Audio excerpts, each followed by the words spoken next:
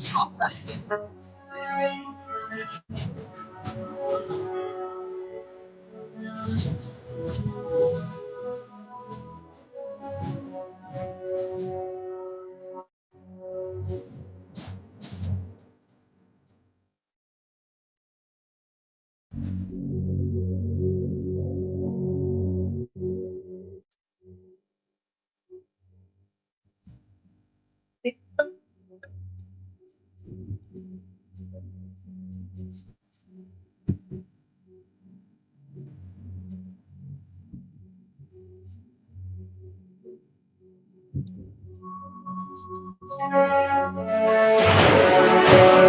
Jeff. Hi, Pepe.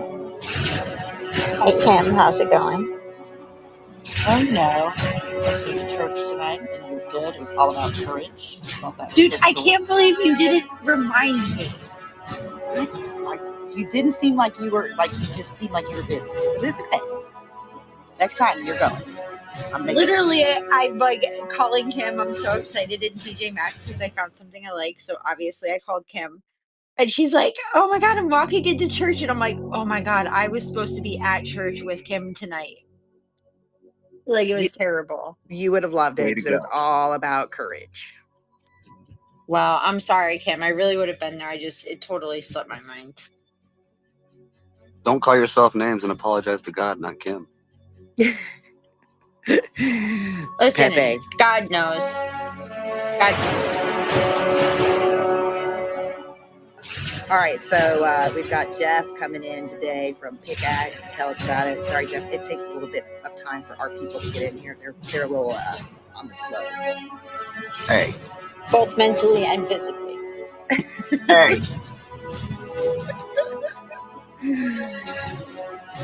Pepe thinks he's going to get a co-host spot again.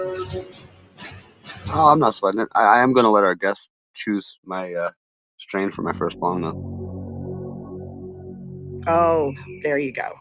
That's a very big honor. Did you really just say what I thought you did? Yeah, he did. Probably. Oh my God, Pepe, what are you doing with your life, bro? Jeff, I'm very sorry. Please ignore Pepe. He is the slow mentally and physically one I was talking about. I am living my best life, and I am living my life in the fast lane. Thank you very much, Jim. I mean, unless you partake in the greenery, and then you can help a guy.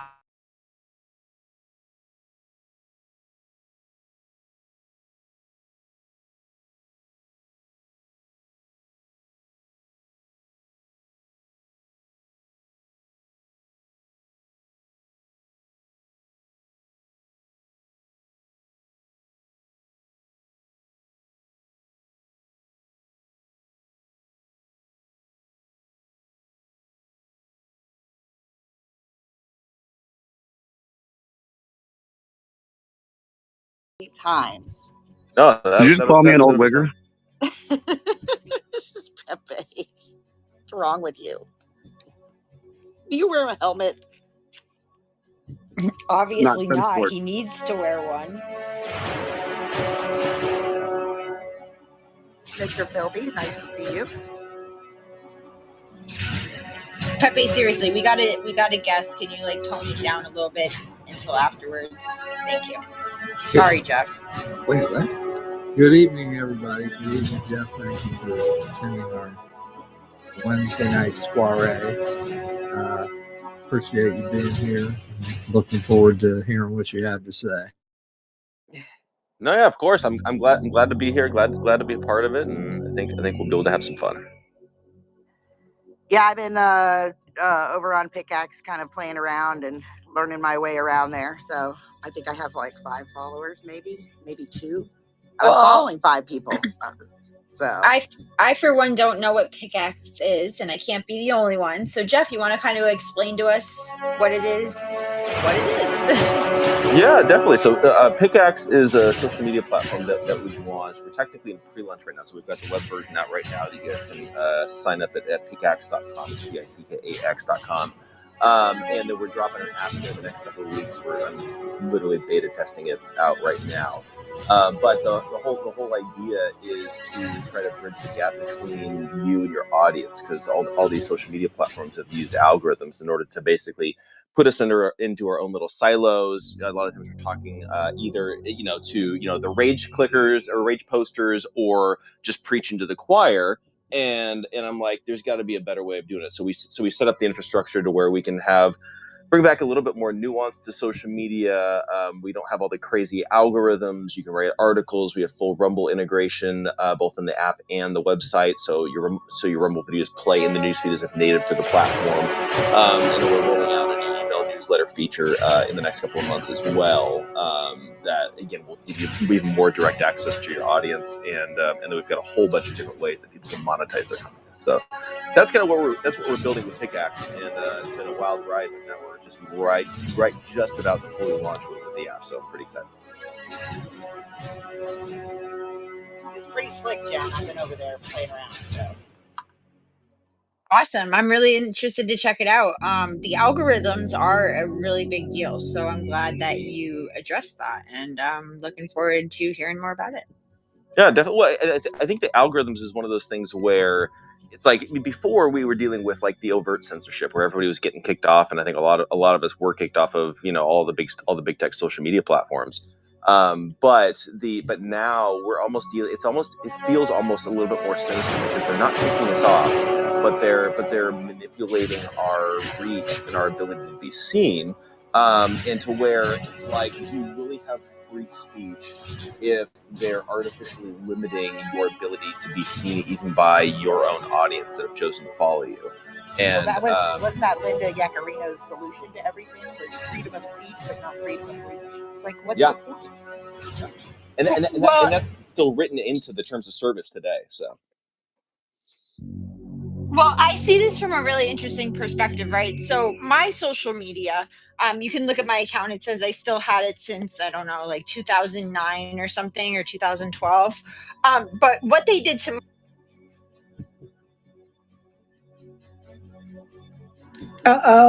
Jen. She got stuck in the vortex just for talking about it. Talk about killing a reach. Did you lose your earbud? It's all Adam's fault. Right? Bad time. Well, I can tell you, I'll just pop in real quick because I've been playing around with PickAx for a little while, and I love the Rumble integration because we stream to Rumble, and it's embedded in there, so people can be viewing, the stream right at PickAx. So since I'm streaming. Oh yeah. What are we streaming on? So I mean, if you guys, because I think that you guys are consistently streaming on Rumble, which we have automatic posting too, where it just you don't even have to like copy and paste. You can actually connect your Rumble channel to your PickAx account, and then it'll auto post in real time. So if you go live or post a video, it'll post in real time on PickAx, and then that way you don't have to waste time getting the link, going over there, posting it, and all that kind of stuff. So what we're trying to do is we're trying to streamline everything to make everything as easy as possible, especially for creators, so that way you guys can focus on what you guys should be focusing on, which is making good content, monetizing your content, doing things like that, as opposed to all the technical stuff that ends up taking forever for everybody. So go ahead, Jen. Can you hear me now, guys? Yep. Okay. What's the last thing you heard? We heard that you have an interesting perspective on it. Oh, okay. Yeah. So my Twitter account, I think, is from like 2009, right? So I never got my social media taken, right? They didn't delete my account. But what they did is they brought my reach to absolute zero, and Dustin's too, right? So for years, we were tweeting stuff out. And even though I had, I don't know, like 10,000 followers at the time or something, like I would get zero engagement. Right? Did I know that no one was seeing my stuff? No. And that's like the one regret I had was like, if I could go back, like tell myself like, dude, don't even bother wasting your time. Like no one's seeing your shit right now. Just wait. Right. Because I spent so much time because I'm like, oh my God, it's me. It's something wrong with me. But little did I know it was this computer algorithm that absolutely destroyed my reach on social media. But I still had my account. It was just completely worthless. Yeah, well, and that's a good point too, because in across all these different social media platforms, your following has very little to no bearing on your ability to actually be seen on these platforms. It has less to do with the number of people that follow you and more to do with whether the algorithm likes what you're posting or not. And the algorithm has its own Overton window that's built in by the coders and programmers and all that kind of stuff. So, like I've been looking into Instagram and X and Facebook and how all the algorithms work and all that, and it's like some of them are actually artificially cap off your ability to be seen by your own audience. So I think it's on Instagram. They will only allow a maximum of 3% of the people that follow you to actually see any one of your single posts unless you pay to promote it to your own audience. On platforms like X, you're actually dealing with and I think that there was somebody that came out with an expose just the other day where they were saying that now they're actually ranking everybody on the platform 1 to 99 based upon their own internal, basically social score on how high you should be in the algorithm based upon how controversial you are. Are you too far left, too far right, or are you in that middle Overton window of what they're looking for? And so depending on what your ranking is will depend upon how much you're seen. It has little to no bearing on the number of followers you have. And that's one of the dirty secrets about social media that a lot of people kind of know, but it needs to be reiterated, is that it doesn't matter how many followers you have. If the algorithm doesn't like you, nobody's going to see you. So Jeff, I want to ask you some tough questions, right? Because I know what it takes to create a social media network, and it's very, very difficult, and it takes a lot of money. So just wondering, how did you get to this point, right? Because we see a lot of these groups, right, come out and they're like, oh, we're going to do our own network and stuff, right? And then you kind of look into the funding and how they came about, and it gets a little cloudy on some stuff, right? So I kind of would like to just ask you, how did you get to this point? And whatever you're comfortable sharing, of course. Yeah, definitely. So this all started about 2 years ago, and for people that don't know, so I've ever since 2020, I ran a podcast network called Freedom First Network with my friend JD Rucker. So we actually built that from scratch, right as COVID was happening. So we built that up, got banned off of so many different social media platforms and all that. I've been, involved in, being, promoting a lot of these other alternative social media platforms that popped up, especially because I got permanently kicked off of Twitter during the Jack Dorsey days. And so, but I kept seeing that basically a lot of these platforms were kind of cheap knockoffs of the big tech platforms, but they had the benefit of being able to attract users to the platform because they had nowhere else to go because they were getting kicked off of Facebook and Instagram and YouTube and Twitter and all that. And so we were sitting around, with my family, and I was talking with my wife's stepfather, and he's a successful manufacturer, has his own company that's super successful and all that. And we were talking about Frank speech, and he was like, "How's that going?" Because he loves Mike Lindell and all that. And I was like, "Well, it's not really taken off. It's not doing what they kind of said it did. They spent a lot of money, but they didn't really get anywhere." And he's like, "Well, what would you do? Like, what should they be doing?" And I kind of gave him the pitch, and then he's like, "We'll put together a proposal, and I'll fund this thing, if it sounds good." So I put together a proposal for what I wanted to do, and so he's fully funded everything. And so there's no foreign money, there's no anything. It's just I'm fully funded by a family member for this platform. And so we built this up from scratch. I have a phenomenal team, phenomenal developers. I have got one team that's developing the website version. I've got in the infrastructure. We built that from scratch, so it's all native, so we can kind of do whatever we want with it. I have another team that's doing the iOS and the Android right now. And then I've got a phenomenal, CTO. We just brought on a director of creator success. So they're actively going to be working. His name's Trevor Shipman.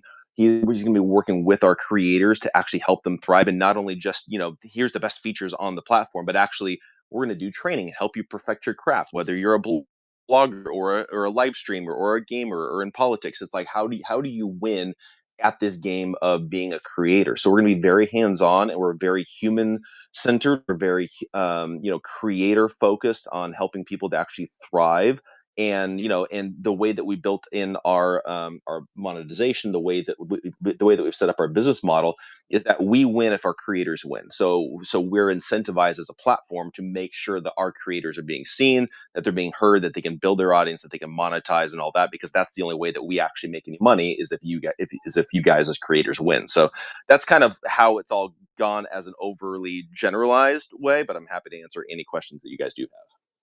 Yeah, no, I mean, listen, like, you know what goes on this platform, right? Someone tries to do something new, and all of a sudden you got like a million people coming out of the woodwork being like, "Oh my God, do you know this? Do you know that?" Right? So I'd rather, right, in a friendly way, address that with you now, so that like if anything comes, like people try to say anything, I could turn around and be like, "Yo, I talked to the guy. We had a space on it, and you're wrong, and this is actually someone who stepped up and put his money where his mouth is and actually created something that's fair and balanced as opposed to what we're dealing with now." Oh yeah, totally. Well, that's one of those things too, where it's like, I remember being on Getter, and I was very heavy in promoting that, and had Jason Miller on my show a whole bunch of times. But when push came to shove, they weren't actually a free speech platform, and I ended up having a conversation on a show with Jason where we finally kind of nailed that one down, where it's like, well, political free speech, but not actual free speech. And so, like, the thing for me is that I want to be as transparent as possible to everybody, and I'm also going into this with eyes wide open, knowing that, look, I'm the new guy on the block. I'm bringing out this new platform, and everybody's been burned by a lot of promises where they overpromise and underdeliver. And so I've kind of taken the opposite approach, where it's like, I'm just saying, like, look, here's where we're at, here's what we're doing, here's what we have, and I would rather over deliver as we keep going and basically earn people's trust, because I'm not just going to sit here trying to convince everybody and promise everybody the moon and all of that. It's like, no, look, here's my worldview, here's my background, here's my belief system, here's what we're doing, and here's where we're at right now. I can give a kind of a sneak peek at where we're going into the future. And then, if you guys buy into it, that's great. But I also know that everybody's kind of been burned. So it's going to take a little bit of, earning everybody's trust as we go along and we develop and we grow and all that kind of stuff. So I'm going into this completely eyes wide open, understanding the track record of the new, social media platforms that pop up. So Kelly mentioned your Rumble integration. Are you guys like partnered with Rumble, or is there some kind of like overlap there, or what's going on there? No, so there's no official partnership with Rumble. So what we ended up doing is we worked hard to figure out, okay, what's going to be the best way of handling the video component, because I've spoken to multiple CEOs of some of these different social media platforms, and they all caution me. They're like, just be careful, because if you go live streaming, you start doing video, that's going to be a massive expense, and it could be the difference between whether you're a profitable company or not. So then we started looking at, okay, so what are our options? And our option, and it's like, okay, well, what we could do is we could set it up to where if you post a link to Rumble, then it will automatically populate the player in the platform, so that way it's playable. And it that had nothing, we didn't need any kind of like special API access or anything like that. It's like literally we can just auto populate the player right there, with the embed code, and we just do it ourselves. Great. Okay, so then we figured out, oh, well, we can actually do it on the app version as well that nobody else is doing. Okay, great, we can integrate that. We've got a few different integrations that we're working on, especially with like the auto posting. We're eventually going to do our own live chat and all that kind of stuff. But I've spoken with several of the higher up people over at Rumble about what we're doing, and they all love what we're doing. I've spoken with Rick several times. He's awesome over there as well. And so I think as time goes on, and I think as we prove ourselves, we may be able to do some sort of more direct, either partnership or working with them or whatever it is. We do have our lines of communications open, but there's nothing official at this point.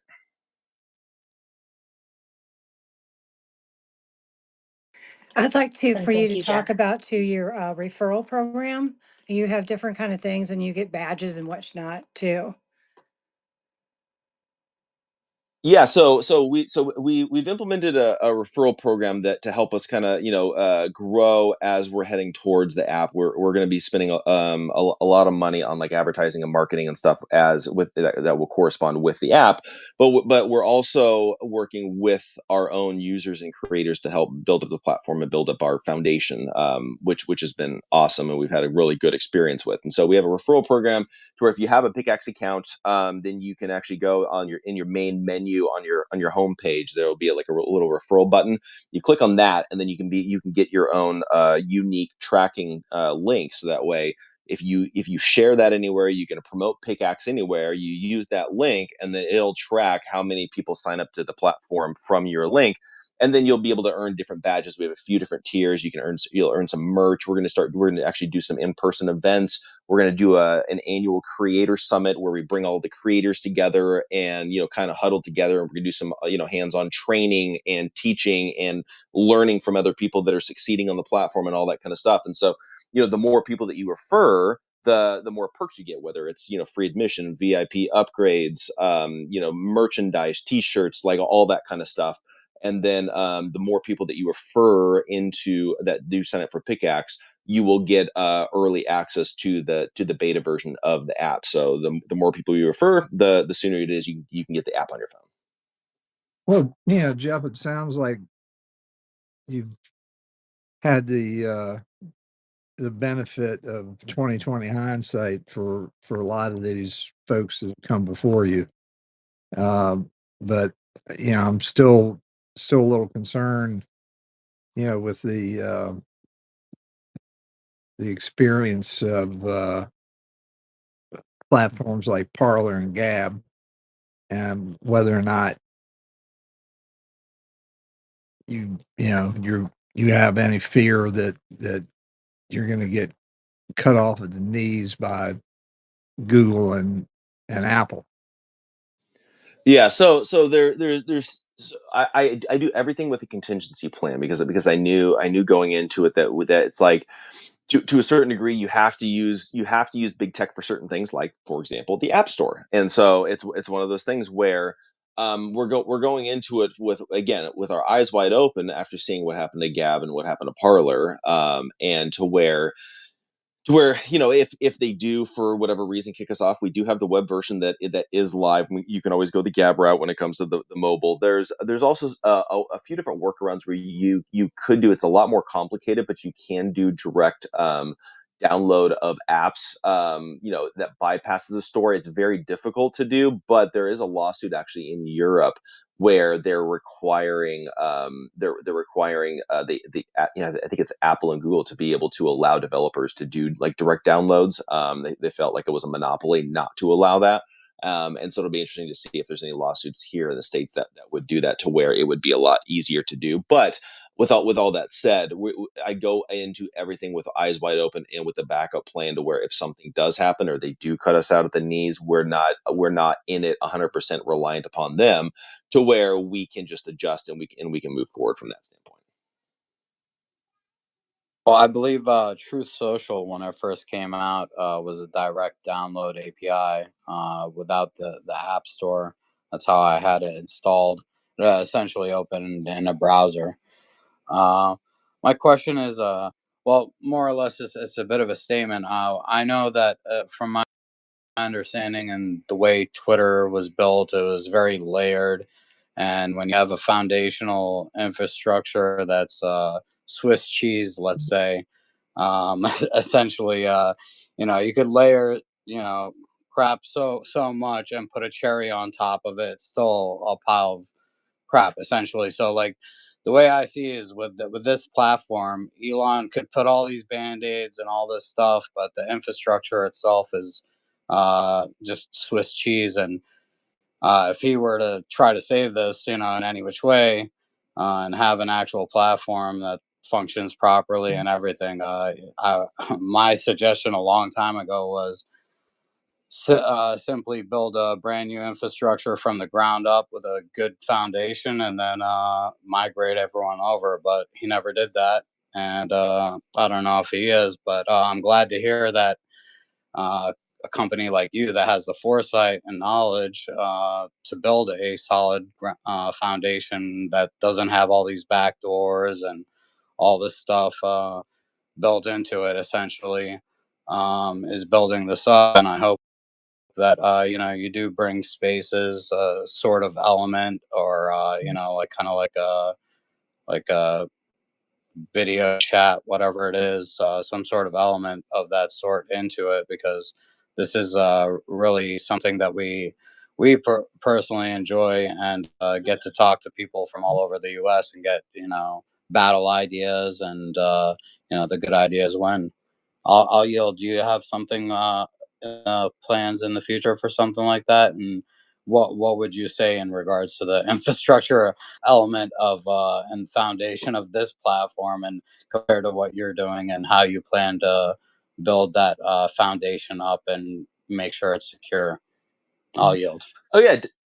No, yeah, definitely. And I appreciate the question, because I think when you look at Facebook and Twitter, especially, because they were built, like, obviously a long time ago, and they were built for a specific purpose, and then from there, then they expanded.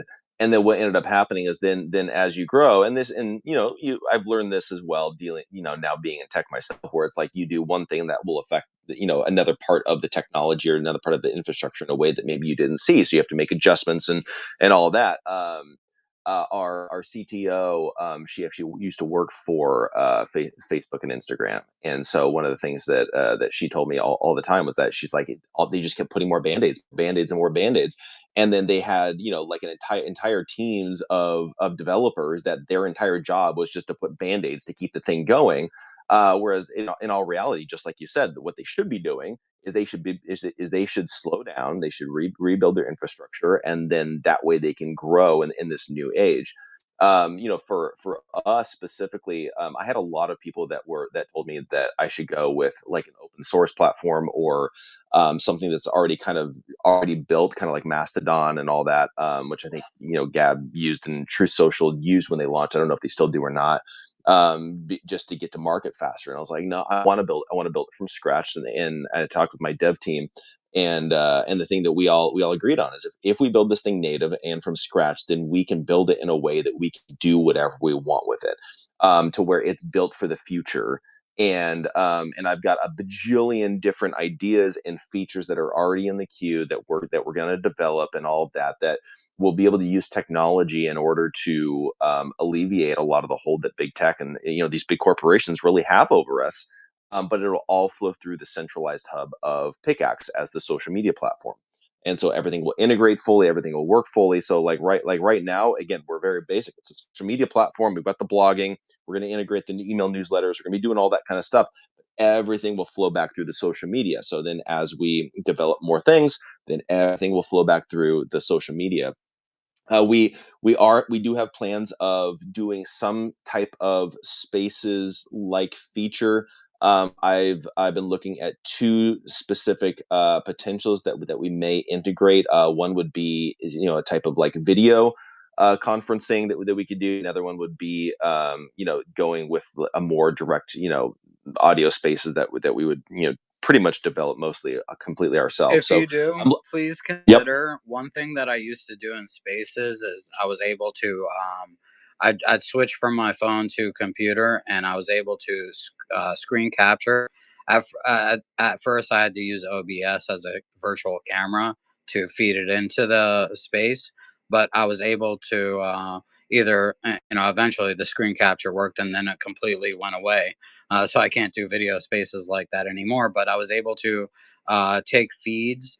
Let's say the presidential inauguration. I did that whole day. It was like a 18-hour stream, and I had at the top of the space was the presentation. Like, so let's say you have a PowerPoint presentation and you want to show some things to people while you're kind of teaching them, or whatever the case is, educating them. You're able to do that. That would be an awesome thing to have available, just to throw that idea out there. Some sort of screen capture, screen share sort of thing, capability, just to throw that out there for you. Yeah, no, it's a great idea, because also too, it's like one of those things where you can, if we build it in a particular way, and again, we probably have to start out with like an MVP version, very basic, and then we build into whatever we want with it. But it's like it could be kind of this multimedia, component, to where you can just do the audio. You could do maybe video and audio. Maybe you do, just audio, but then you can integrate, like you said, either like a presentation or pull in another live stream. There's lots of different things that can be done, and a lot of it isn't that difficult to do. It's just you have to start somewhere and then build in all the rest of those features. So that's a great idea. Well, I think that one of the people we should probably get you in touch with is our friend Gavin Wentz. He has built a network. It's called QUX, and it is that has no Google or Apple backdoors. Because him and his wife Millie Weaver were like the most canceled people on any social media, and so they basically, out of necessity, had to build their own systems. And they don't store any data. It completely wraps around all of your technology, so you don't have to change anything. But it's called, they call it the quantum intergalactic post-quantum encryption. Yeah, post-quantum encryption. Okay, cool. Yeah, so we'll get you in touch with him. I will definitely look at that. Yeah, that would be awesome. Would love to talk to them. I spoke with Millie long time ago, back when we were talking about maybe doing something with like our podcast network or something like that. But it'd be good to reconnect with her. Yeah, I don't know where she's been lately. Jen, have you seen her at all or heard from her? I heard her in Trash Space maybe like a week ago. Oh, nice. Yeah, I just hadn't seen her in a while. I need to reach out to her too. All right, so we are going to get into a little bit of our third essay by the Anti-Federalist. This one is by Federal Farmer, which is supposedly Richard Henry Lee. And I typically we're going to have Grok kind of read it for us, which I read along because Jen doesn't want me to just, trust Grok.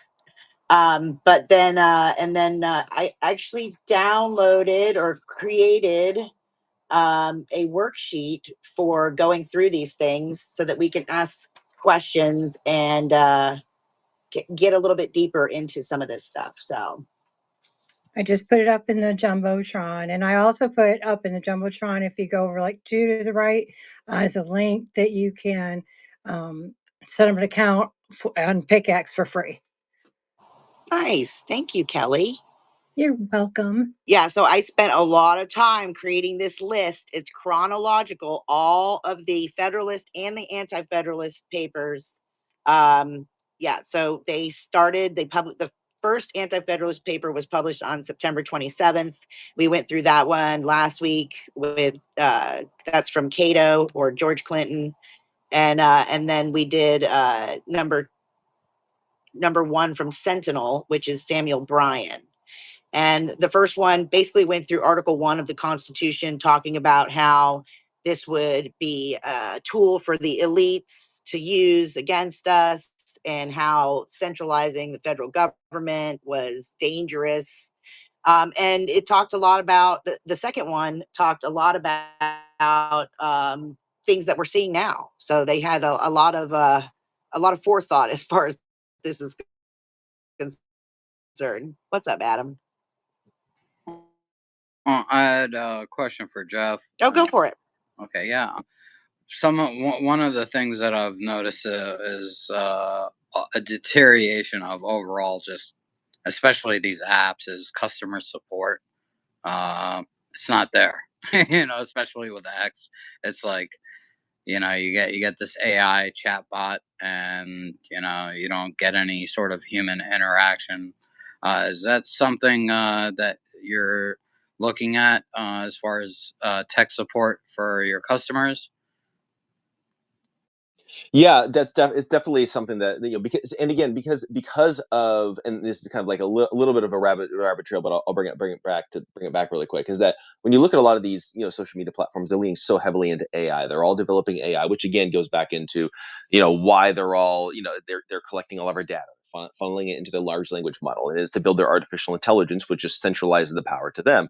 But they're also using AI to eliminate that human to human connection. And part of that is the customer support side of things. So we're very kind of almost anti AI platform. Like, sure, you can use AI as a tool, but we're not integrating it. We're not collecting any data. We're not funneling it. We're not building AI. We're not going down that route. I want human to human connection. And so part of that is our customer support. So right now, I'm handling customer support myself, but we're going to eventually have an entire team that's just dedicated to that specifically. So that way, yeah, there you go. Well, yeah, because it's one of those things where it's like it's one of the most frustrating things, especially like when you're on X and you're like, I pay all this money, I should be able to get a human being that can answer my question, not just a chatbot that has preformed answers that it makes us feel like you don't really actually care about us. One of the other things that we're doing, and I think I mentioned it earlier, was we just brought on somebody that's going to be hands-on working with our creators. His name is Trevor Shipman,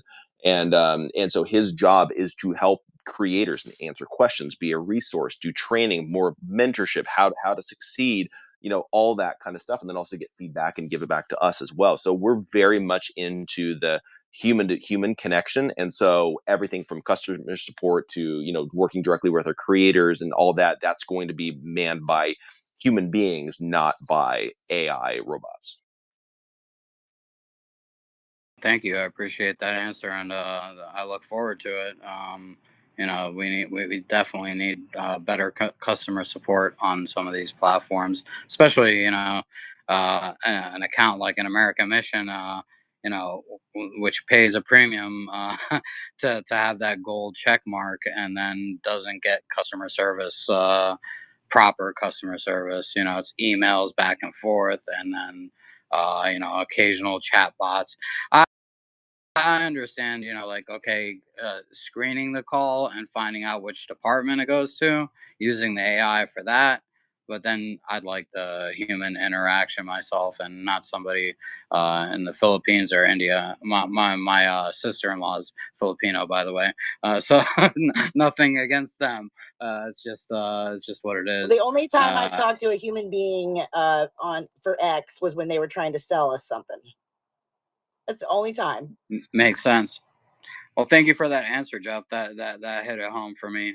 You got me sold. I'm gonna set up a profile. I know Alpha, Rumble is doing, like, you could I guess, like, one of the ad spots that pops up was for PickAx, and that's when I first heard of it, was on Alpha Warrior's show on Rumble.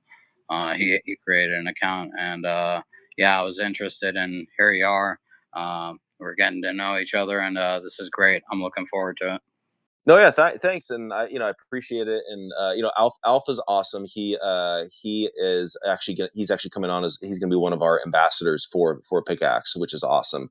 But it's been really cool doing because when we were looking at how we want to do our advertising and all of that, I was looking at all the different options. We started out doing kind of dipping our toe in a bunch of different ways, and then I found that Rumble rolled out their live read feature, and then I'm like sold, because now what I can do is I'm not just paying like a faceless company or corporation in order to advertise.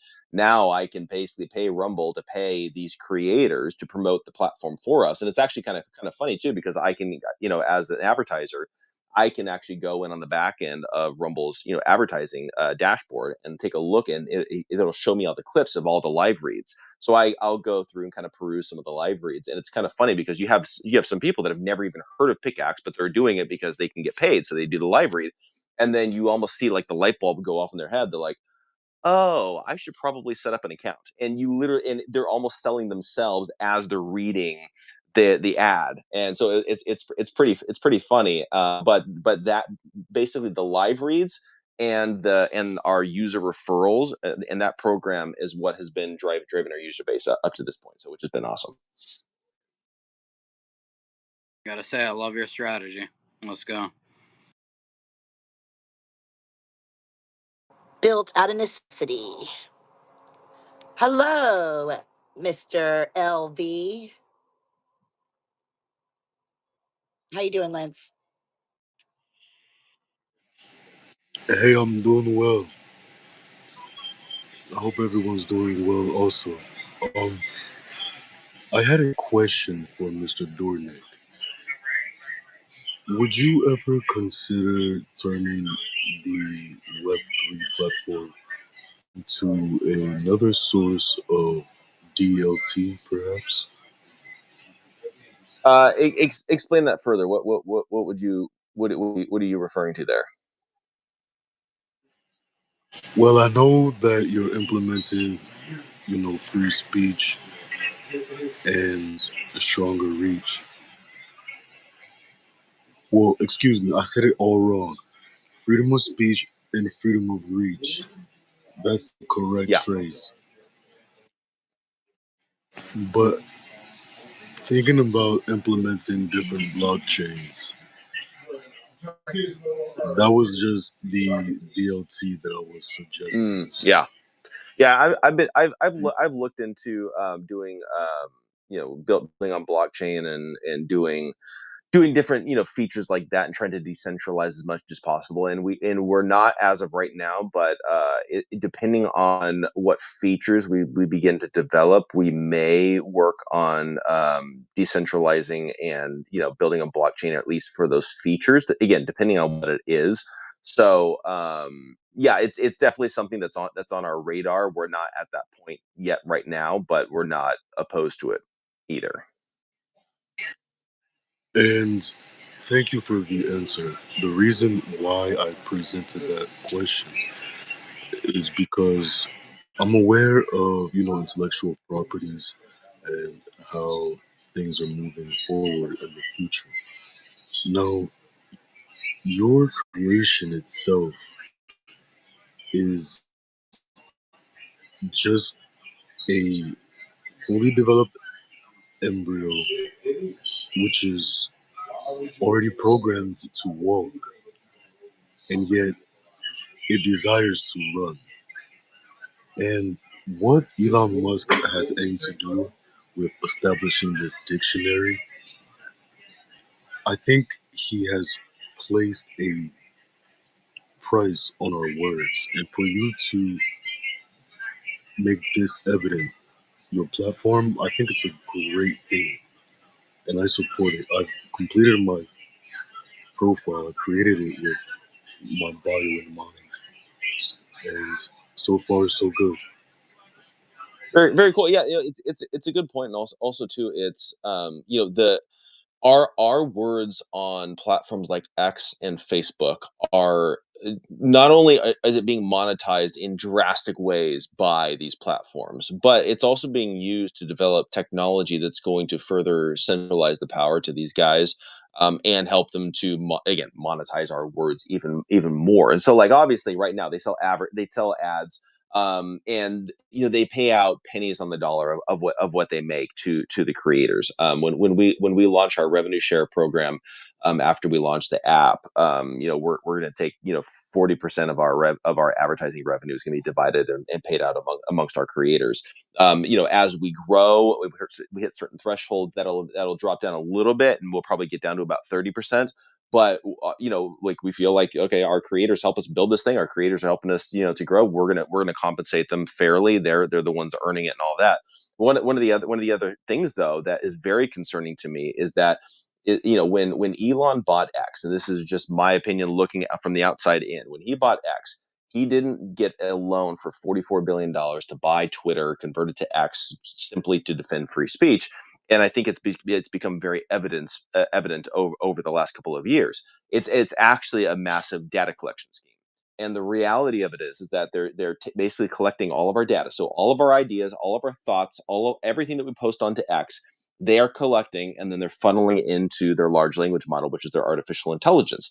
Like, this is why he opened the platform back up. This is why he pitched it as a free speech thing, is that they need all of our data. And when you have half the country that's off on these other platforms, then guess what happens? Then they're missing out on all that data. They would rather have the data, which is why they implement a policy like freedom of speech, but not freedom of reach, which means they'll let you back on. Sure, you can say whatever you want, but they're not necessarily going to let anybody see it. So really, what's the difference between you being on the platform and not on the platform if nobody's actually seeing your content? Oh, well, they can collect your data. There's evidence of this. Just a few months ago, X was actually sold. So Elon Musk actually sold X to his other company, XAI. So his artificial intelligence company now owns X. Why? Because X is the data collection that's being funneled into XAI to develop all the artificial intelligence stuff that Elon Musk is building and developing, and then selling and licensing to the government and all that kind of stuff. So they're monetizing our words and our ideas and our thoughts and all of that, and they're using that to give them more power and give them more resources, and they're doing very little for the creators. And if anything, for a lot of us, they're actually harming us. Then you look over at what's happening on Facebook and Meta. Mark Zuckerberg is investing $65 billion into developing artificial intelligence right now, with the specific purpose of creating AI generated content creators. And their ultimate goal is to replace human beings as content creators with AI generated ones. So that way the humans become consumers. They're no longer the creators, and the AI generated content creators are the ones that are doing the influencing. Why? They can control the narratives. They can use that to sell advertising. They're never going to say something that's going to make advertisers pissed off. They can push whatever narratives or Overton window that they want to have right there, and they control everything. But how are they doing it? They're actually using your photos, they're using your videos, they're using your words to develop these creators. And one of the fastest growing creators right now on Instagram is actually an AI generated influencer. And they're doing this within the travel space, within the food space, within all these different arenas. And the pictures and the videos, you can't tell the difference between reality versus AI generated. That's where all of this is going. They're replacing us, and they're using our own words and our own data and our own ideas to replace us. And everybody that's continuing on these platforms long term, they're playing along with this and actually helping the beast to work against us.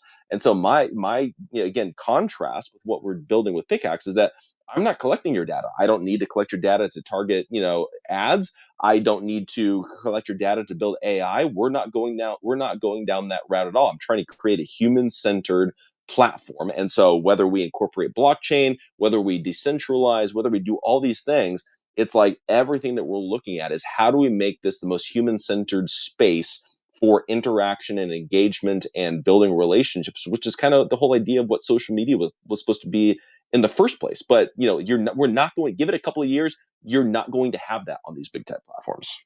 Are you like Tom 2.0? Like, are we having a MySpace back again? Basically, no.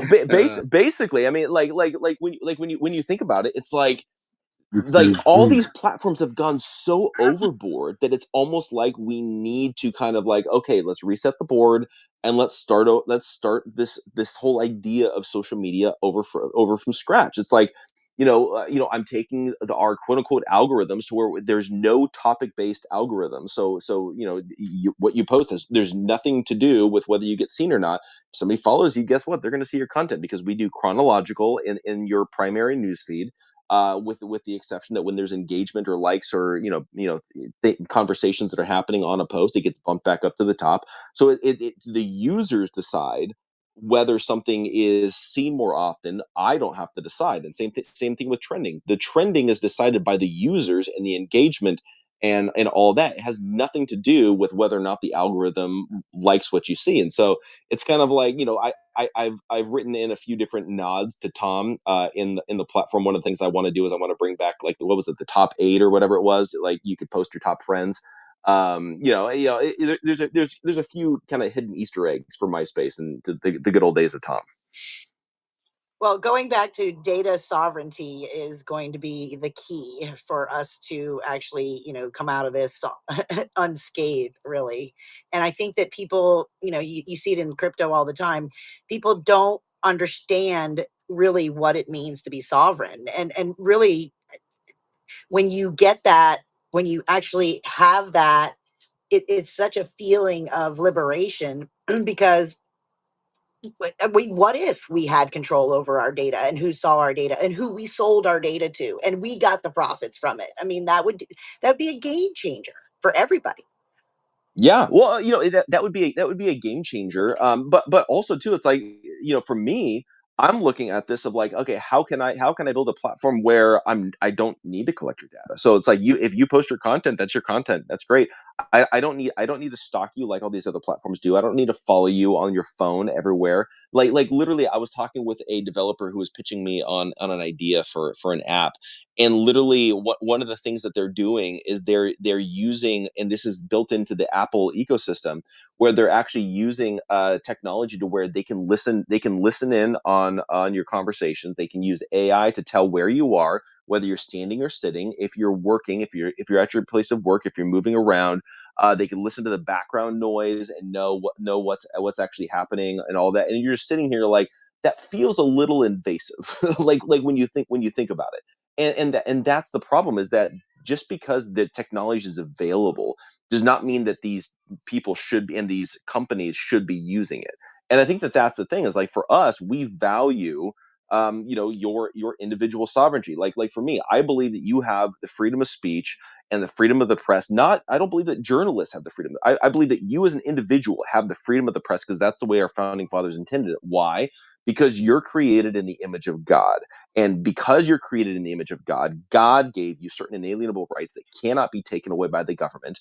And so to me, I'm not going to sit here and take away your inalienable right that God gave you. And and same thing when it comes to things like privacy and all that kind of. You should be the one that decides what kind of content can be seen publicly. You should be able to decide whether your data is collected, like you said. And on PickAx, guess what? We're not collecting your data. So that is just it's one of those things where it's like, do you value the human beings that are on the platform, or do you value your technology? And I think that with our business model, we're incentivized to help human beings win, whereas the business model of these big tech platforms are incentivized to see their technology win. And there's just no other way around it. Yeah, you shouldn't have to wear a body condom to go online. That's the bottom line. Mr. Filby. You guys brought back some of the features of MySpace. I remember you used to be able to customize your homepage, like the background, all sorts of things. Also you could put like your favorite song, pretty much, like highlighted on your profile, so people got to like hear that music. Also, there's a lot of cool stuff that went away when Facebook came around, and everyone just kind of migrated there. And of course, Facebook put me in a silo, because in 2020, I was just talking into the void, and no one saw anything. I didn't get any responses. And yeah, I went to Getter, just like you were saying there, Jeff. And from Getter, when Elon bought X, I jumped over here and gave it a shot. But even then, I did get banned for like a day or two or something like that. And then my algorithm's just been like, uh, you know, doo doo, let's say, unless I'm replying to What's up with you people. in the no cussing, Adam? What's going on? Are you trying to practice for the kids? Yeah. Kids You're coming doing so around His head good. being within a yelled month at or by two Jen, here. and he doesn't So want to yeah, be mad. what was I saying? With basically, the one thing that X did provide was the spaces, and that gave us free speech, like that we could actually get reach and reach people, which was amazing during 2024 election. And that really helped us out a lot as far as being able to reach people and win hearts and minds, and get Trump in office. I think that was very important, and it was I thank Elon for that part, but everything else, yeah, kind of sucks. Well, I think they figured out how to crank down on spaces too, because I mean, I have not seen really solid numbers from really anyone in since the election. Yeah, It's been yeah, it's gone down. And one thing I'll say is, with spaces, like he was talking about earlier, is everything is transcripted, so it goes into the AI, everything that we're saying here and now, whether it's a recorded space or not. you know you might be not recording it for your purposes, but it is recorded regardless. People think that they're in this is a non-recorded space. You can say whatever. No, you can't. You could say whatever you want, of course, but it's just expected. It is recorded. But yeah, that's just one of the things that, as far as transcripts go, You could look at transcripts of spaces as well. I think through the what is it? Well, it has closed caption regardless, and that's why there's like a 10-second delay from what we say and what the audience hears. And some of that's, I believe, some of that I'll be listening in the audience, and all of a sudden people are like, "Oh, my mic's not working," or something like that, and they're going on a touchy subject or something. Well, I tell you, if it's scraping all of our personalities, that thing is going to be one messed up AI. Yeah, that's true. Well, you know what's funny. I remember back in the middle of post like the all the election fraud stuff and everything that was going on. Yeah, and I remember on my show I was interviewing and I was live streaming on Twitter at the time, and I had Jim Watkins on, and we started talking about Q and all that kind of stuff. And I just asked him flat out because there right when I had him on, there was a CNN report that came out that basically said that Jim Watkins was Q, and so I asked him about it. I had like 500 people watching or something like live at that time. Back when Twitter actually told you how many people were watching live at that moment, as opposed to the total number of views that they now do, so you never actually know how many people are watching right now.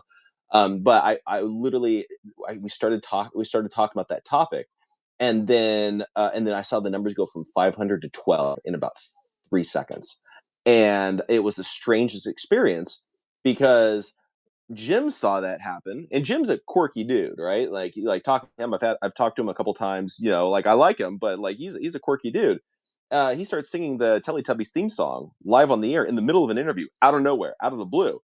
And then when he starts singing the Teletubbies theme song, the numbers start going back up 200, 250, 300, 350, all the way back up. And then so like, okay, cool, we'll continue the conversation. Start talking about Q, numbers drop back down drastically. And you're sitting here like, oh crap, they've got this thing built in to where this isn't even just like posting a video and then they transcribe it later, but like this is in real time. And this was back in the Twitter days, let alone imagine what they could do now with artificial intelligence and all that kind of stuff in real time. So like that was a very eye-opening experience for me where, forget the topic, forget what, it's just the fact that they had the capabilities of being able to do that. And then Jim sings the Teletubbies theme song and then the numbers go back up immediately. And you're just like, okay, something's up. And he told me afterwards, he's like, that's what I do every time. He's like, every time we talk about that topic, then the numbers crash and I sing Teletubbies and the numbers go back up. I don't know. Yeah, they fucking hate me, bro. Poor Pepe. Nobody puts Pepe in the corner. Nobody. Go ahead, Kelly. Oh, hi. I was listening to multitasking. I did have a quick question, Jeff. I was poking around, and there was there a PickAx Plus that's coming? Was that the term for it? Yeah, so we're going to roll out a PickAx Plus, which will be a premium offering. None of this pay us, and you can get verified kind of a thing. Because we actually care about verification. So if you see somebody with the blue check mark, they are who they say they are. It's a real human being, and the only way that you're actually going to thrive on the platform and be able to trend or deal with mess with helping an account to trend or anything like that, you have to be verified. So we put verification very seriously. So it's free to everybody, and we want you to be verified. And this is our way of weeding out the bots and the trolls and all that. So when we roll out a premium service, that will have nothing to do with it. For us, it's going to be actual technology and features that you feel like, no, this is worth paying, a monthly fee or whatever it is for. So, it might be things like the email newsletter, or if you want to eliminate ads on your content. Like I know that there's several nonprofits that have asked, if we paid for like a premium service, could we decide, what ads are shown on our content, or if, maybe no ads at all? Like, yeah, sure, we could do that. So there's a variety of things that we're working on. We're still finalizing all the details on what that will be, but that's going to be rolling out, I'm hoping by the end of the year. And we've got some really cool features that are planned with that.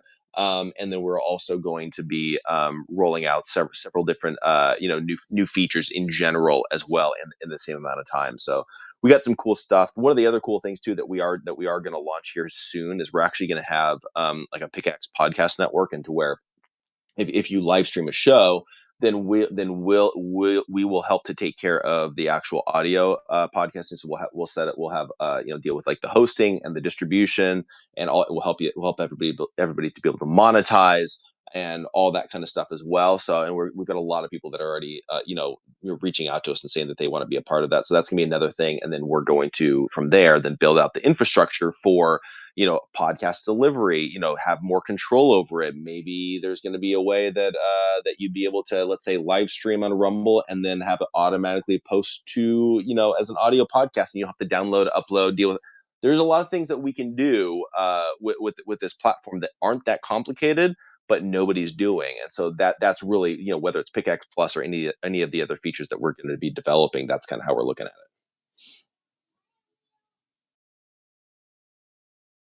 What about an app?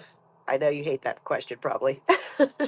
No, yeah, the app's dropping here in a couple of weeks, and so we're actually beta testing it. We're adding more beta testers, constantly, and then we're actually going to be adding in all of our ambassadors next, and then we're going to be adding in all of our creators, and then we'll be adding in everybody from that have been the top leaderboard for the referral program.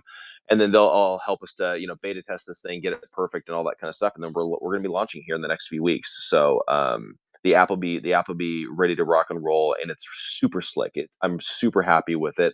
And from what I can tell, and again, I've looked at a lot of apps, but I have not seen another app that actually integrates Rumble live in the news feed as if native to the platform, like what we're doing on the app. Like you guys can see, we already do it on the website. But nobody's doing it on the app. Truth Social, I think, is doing it on the website, but nobody's doing it on the app because for a variety of reasons. I won't go into why, but I know why.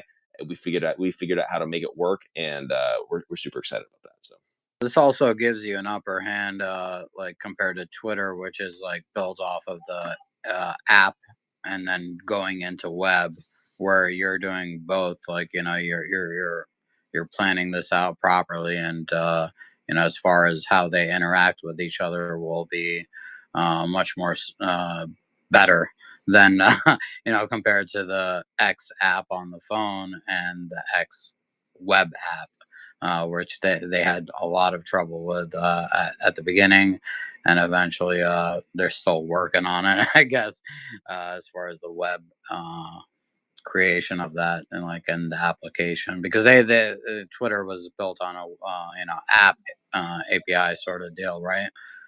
Compared to having to build and integrate a website into it, right? You're gonna have that upper hand on that. Yeah, well, and we also know that in general the app is going to be used by the everyday users and people posting and things like that. The website is going to be very heavy on for creators, because you have the ability to write articles and send email newsletters and all that. So the way that we're building them is the website. It has all the features, everything, but especially all the creator heavy features as well. Whereas the app is going to be more on the user experience, posting, sharing, commenting, like all that kind of stuff you'll be able to do just like you would normally do on X or on PickAx or whatever it is. But we also know that the creators, they're going to be using the web version primarily, whereas the everyday user will be using the app. So we're kind of building them with that understanding.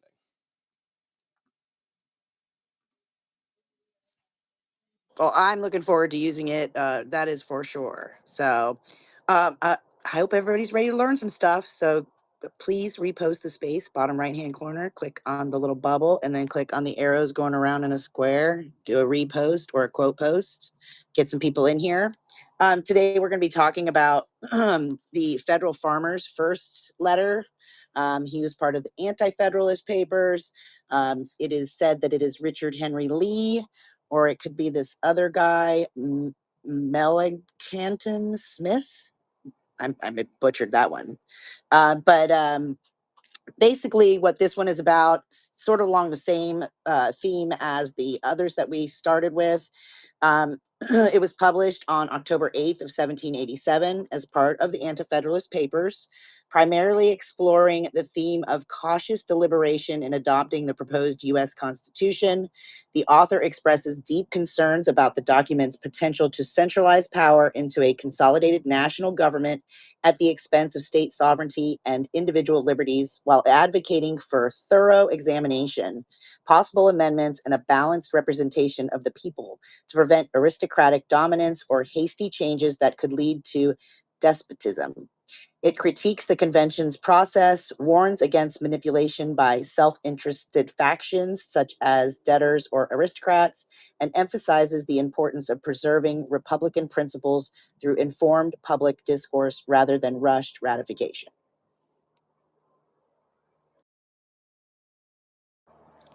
And I did have it break it up into parts because it is pretty long. So the first part is an introduction and the personal reflections from the author. It says, "My letters to you last winter on the subject of a well-balanced national government for the United States were the result of free inquiry.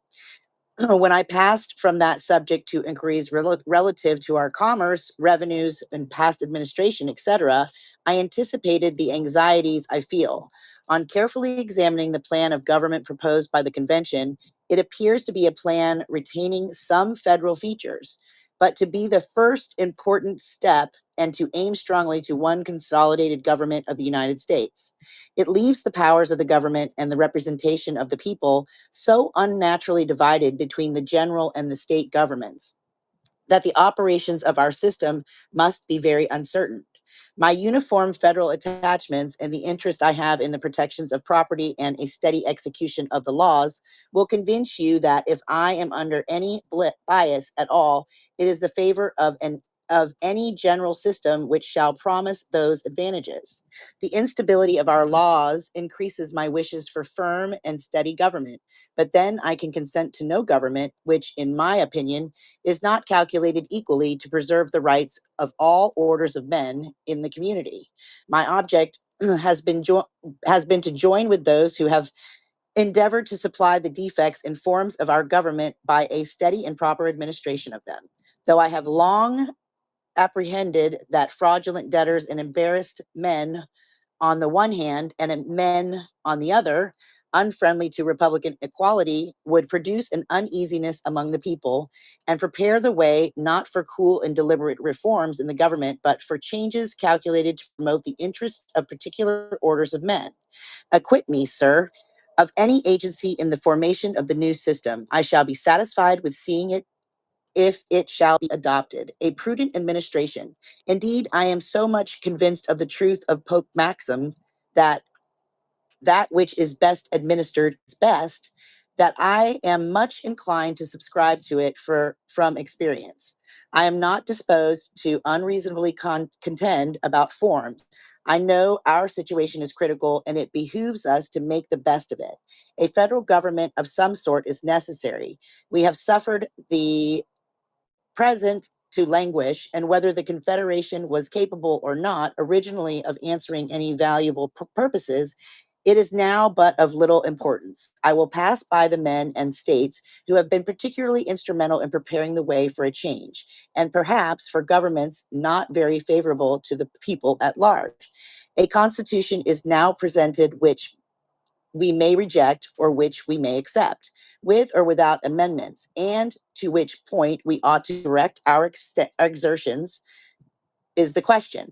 To determine this question with proper propriety, we must attentively examine the system itself and the probable consequences of either step. This I shall endeavor to do, as so far as I am able, with candor and fairness, and leave you to decide upon the propriety of my opinions, the weight of my reasons, and how far my conclusions are well drawn.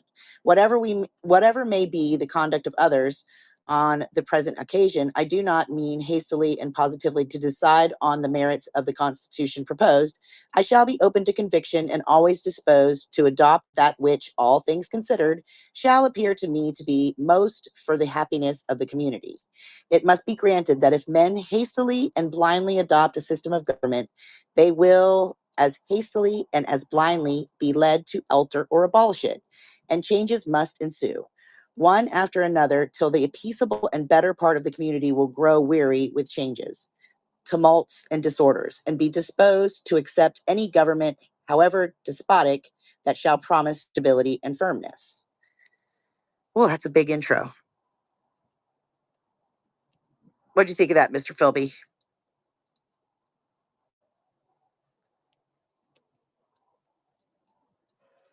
Hey, by the way, I put a link to the Federalist, that one you're reading, up in the Jumbotron. The Anti-federalist, Kelly. The whatever.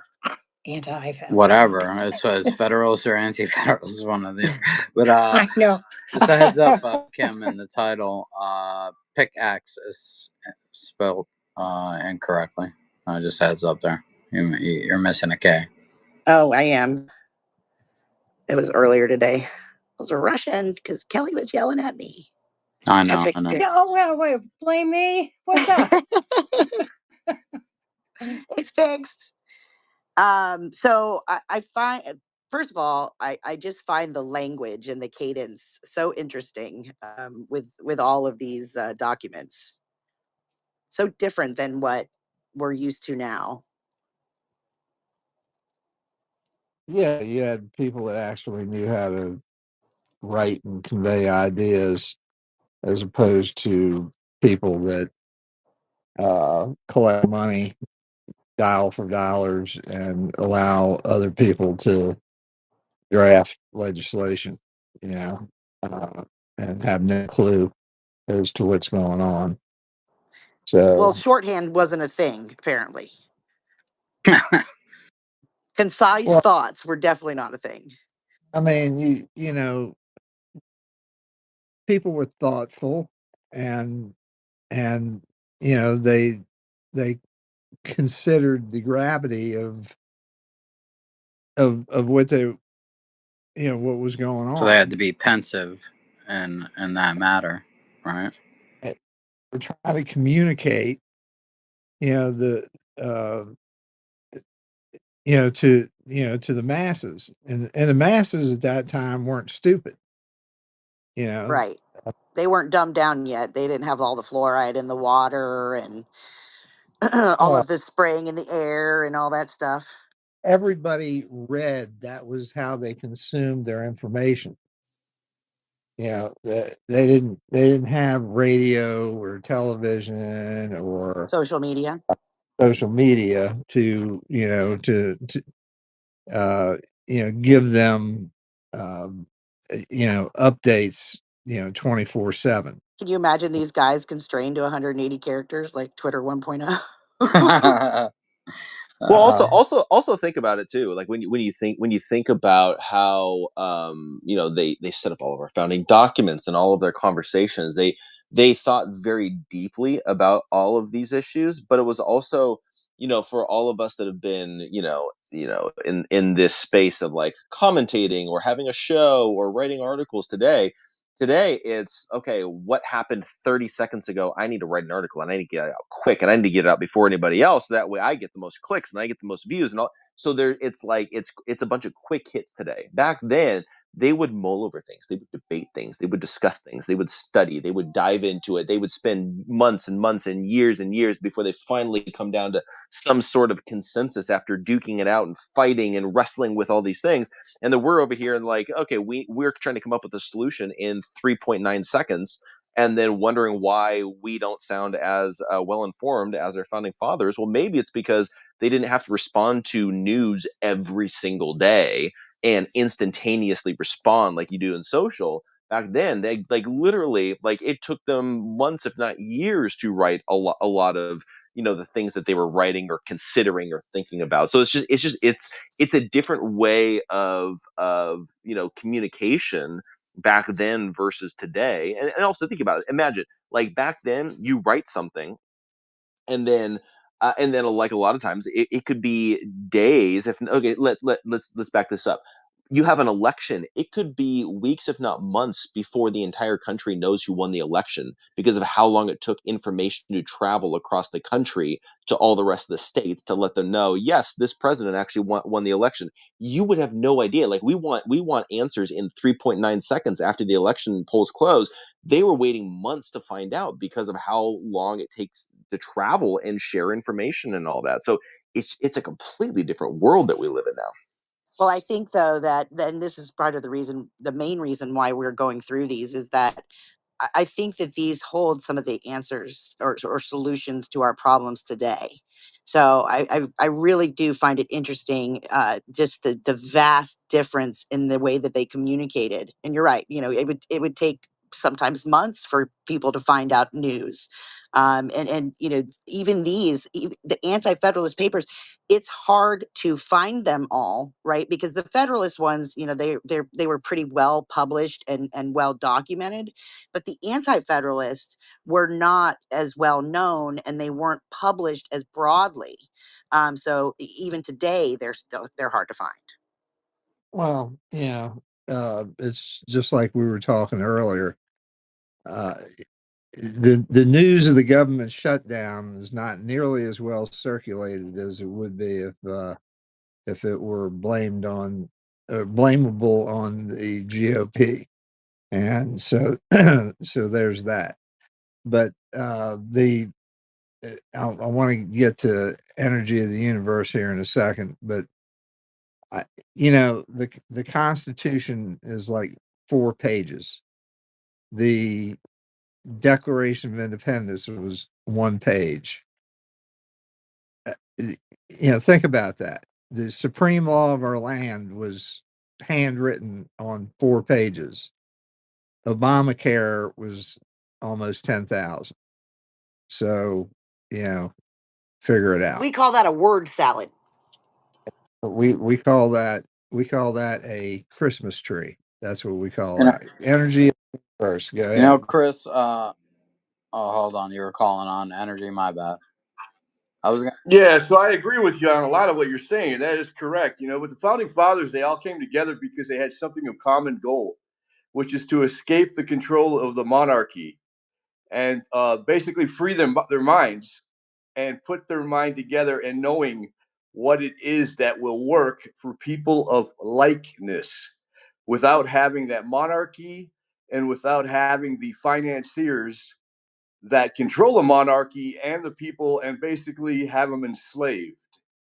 Because there were financiers, believe me, the monarchy had a system of currency that was created by a certain group, which I'm not going to state, that control us today, that created the Federal Reserve and the Treasury and runs, again, it's repetitious. We know who it is that control Wall Street and media and Hollywood, with a shocker that they made a movie. I'm going to bring this up if anyone has not heard it, and that'd be hard to believe, that mimics the Charlie Kirk assassination to a T. Snake Eyes. That is that movie, Snake Eyes. So how did they make a movie that's 26 years ago that is exactly what occurred with Charlie Kirk or Charlie Kirkland, with the murderer named Tyler on September 10th, shot in the neck, supposedly. So that, it's quite shockingly, today's world is quite more complicated. So how long do by you those think that who we had a control us. republic from the time that the Constitution or the Bill of Rights, let's say, was ratified? Probably before 1812. 1871. After 1812, the British kind of came back in along with the financiers. They kind of slowly worked their way into us. You know what I mean? They burned down the White House, the British, when we were trying to expand slightly there in 1812. So we got to play we free really people didn't. for what, maybe 20, 30 years? Yeah. Yeah, that's about all.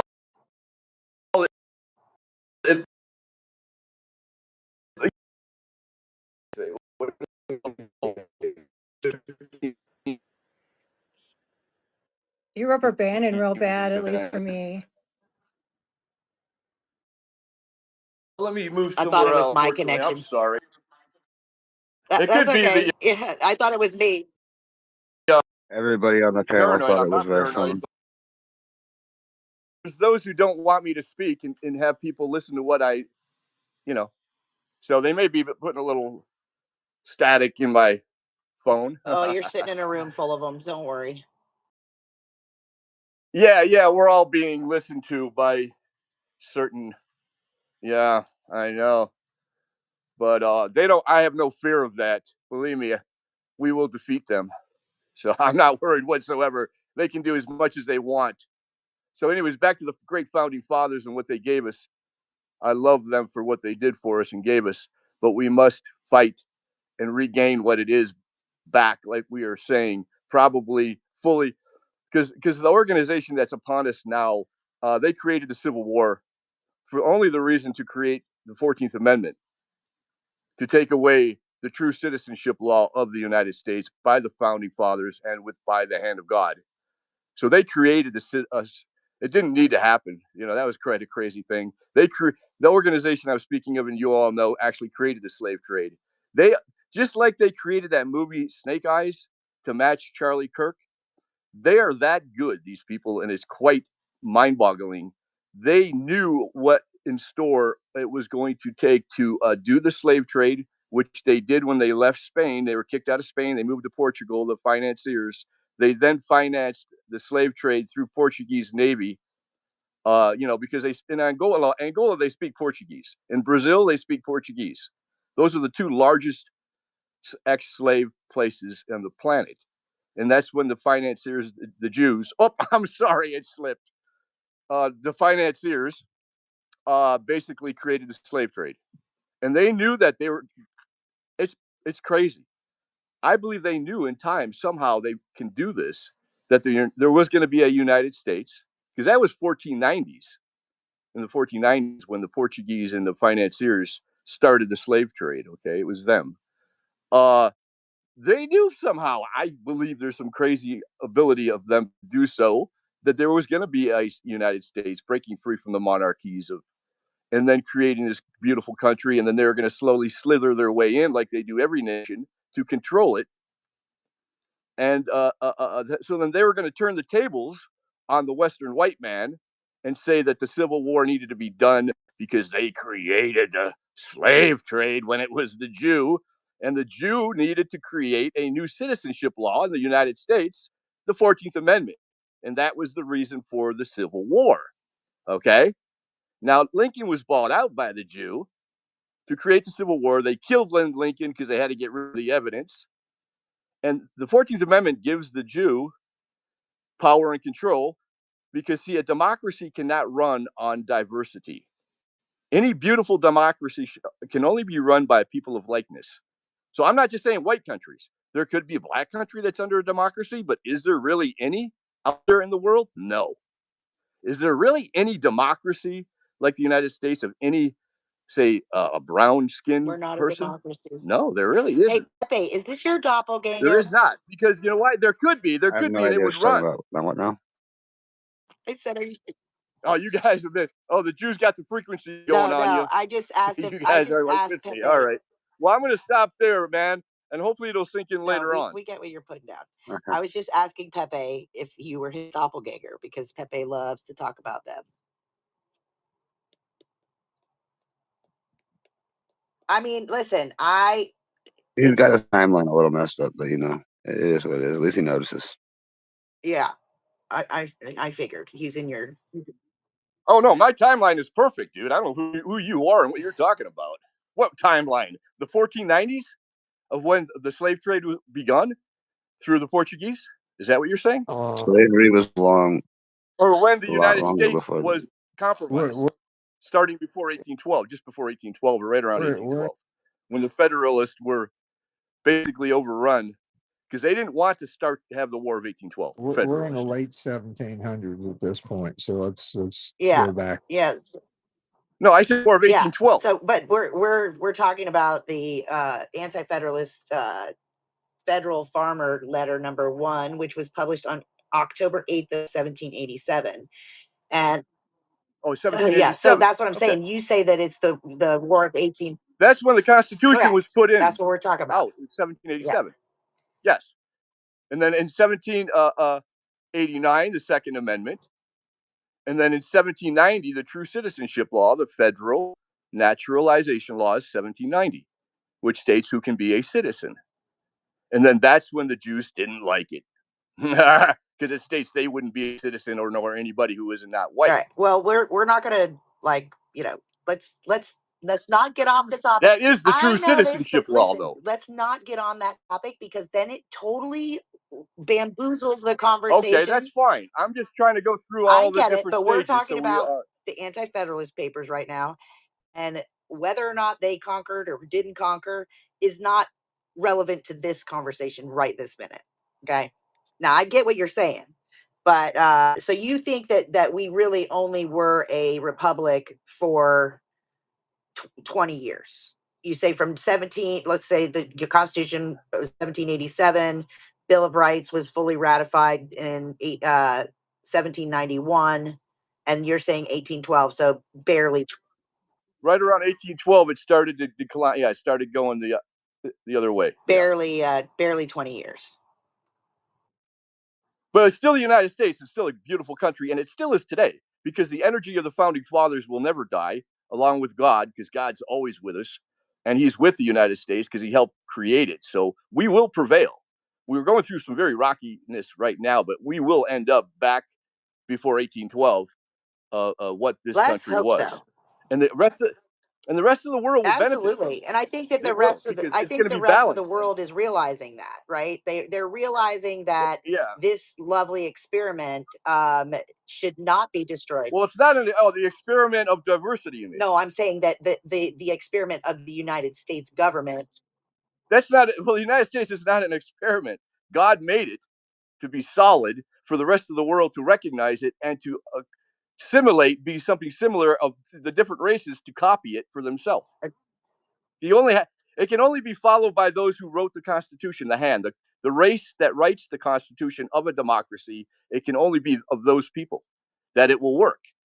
Because anything other than that, there will eventually be a group, a minority that will want to rise up against the majority, because that's what rules a democracy: the people, the majority. So you can't have diversity; it doesn't work. Yeah, diversity is the experiment in a democracy, which will fail. We're not a democracy. We're a constitutional republic. Right.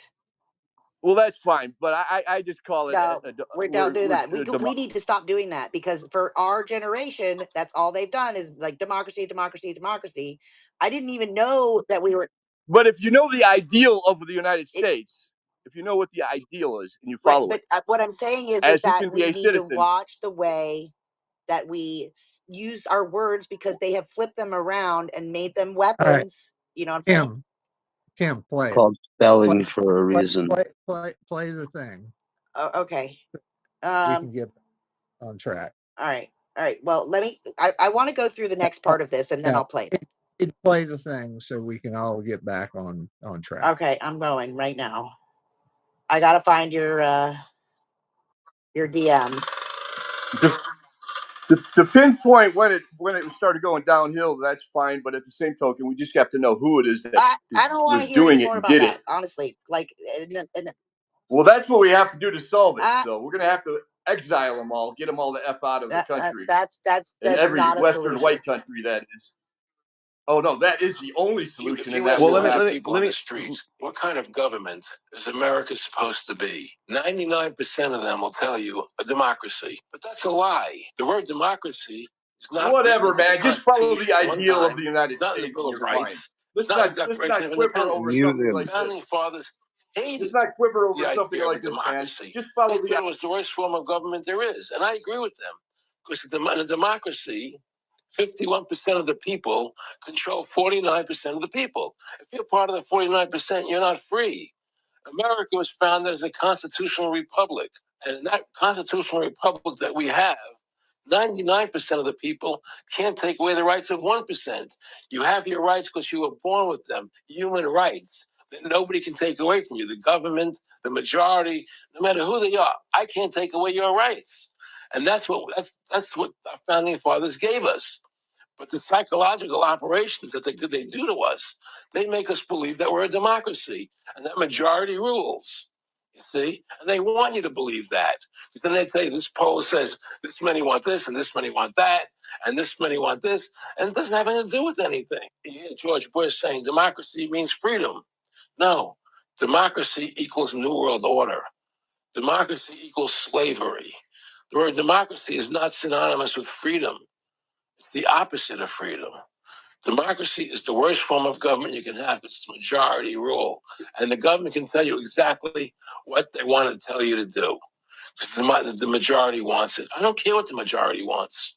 I live my life as I choose. And if I don't commit violence, theft, or fraud against another human being, I can live my life as I wish. That's my choice. And if I'm allowed to make mistakes, because when you make mistakes, you learn from them.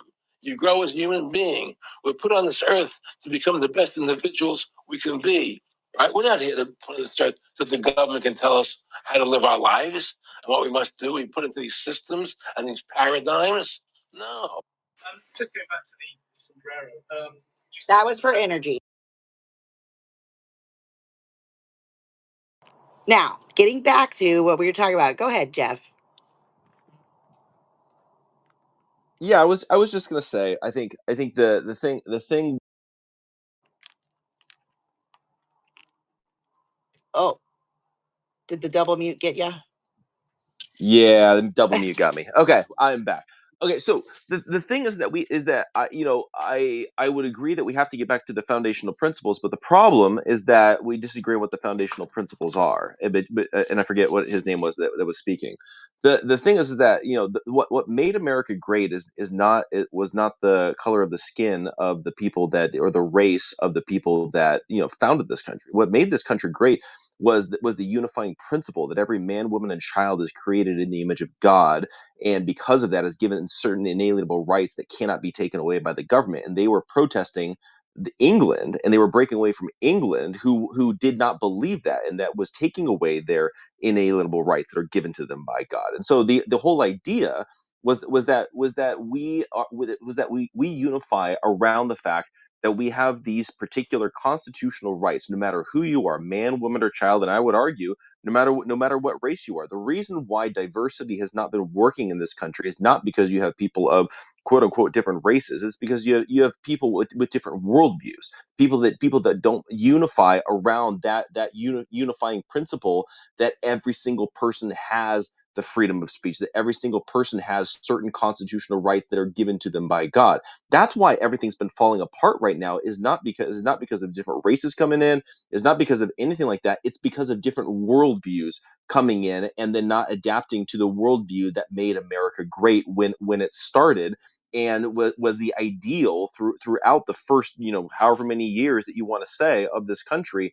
What should unify us, and the way that we win this thing and the way that we save this country is by unifying around those foundational principles that the founding fathers believed, which again is all rooted in that one phrase that we're all created in the image of God, and because of that we have value and we have certain inalienable rights that cannot be taken away. If we can all unify around that, we can disagree on a whole host of other things, but our society would get back to the way that our founding fathers intended, and the government would be in check, the people would be in check, everything would be in check if we could get that. So what do we have to do? We have to get out there and we have to win people to that worldview, to that unifying principle. That's what makes America great. And I just wanted to clarify that.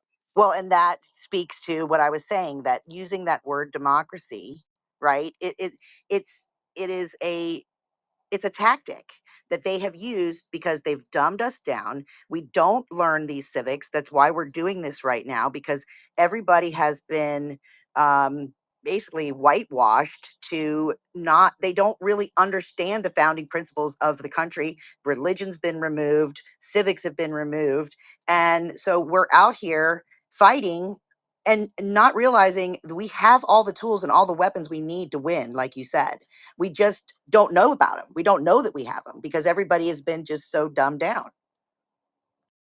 Yeah, no, it's a great point, and it's like the way we have to get people to understand all of these things, and we have to get people to realize that they've been lied to, they've been misled, and they've been pushed down a wrong direction. And okay, now let's go pitch people on those unifying principles. Let's get people back to believing in freedom and in tolerating different opinions, as long as we can agree on those foundational principles. Like, that's what we have to do. But that means that we need to start having difficult conversations and listening to people that disagree with us, and going and actually talking to people and ask people pointed questions, force them to rationalize their beliefs compared to what the founding fathers intended.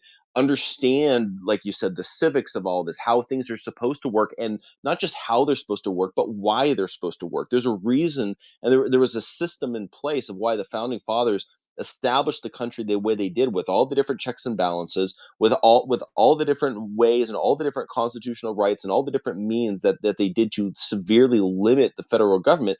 There was a reason for that, and we have to get people to understand the worldview, because that's been lost in so many of the conversations on both the left and the right. Is what's the foundational worldview that pushed? It had little to nothing to do with race, and it had everything to do with the fact that every man, woman, and child is created in the image of God, and that was the unifying principle that everything else that our founding fathers ever wrote flowed out from.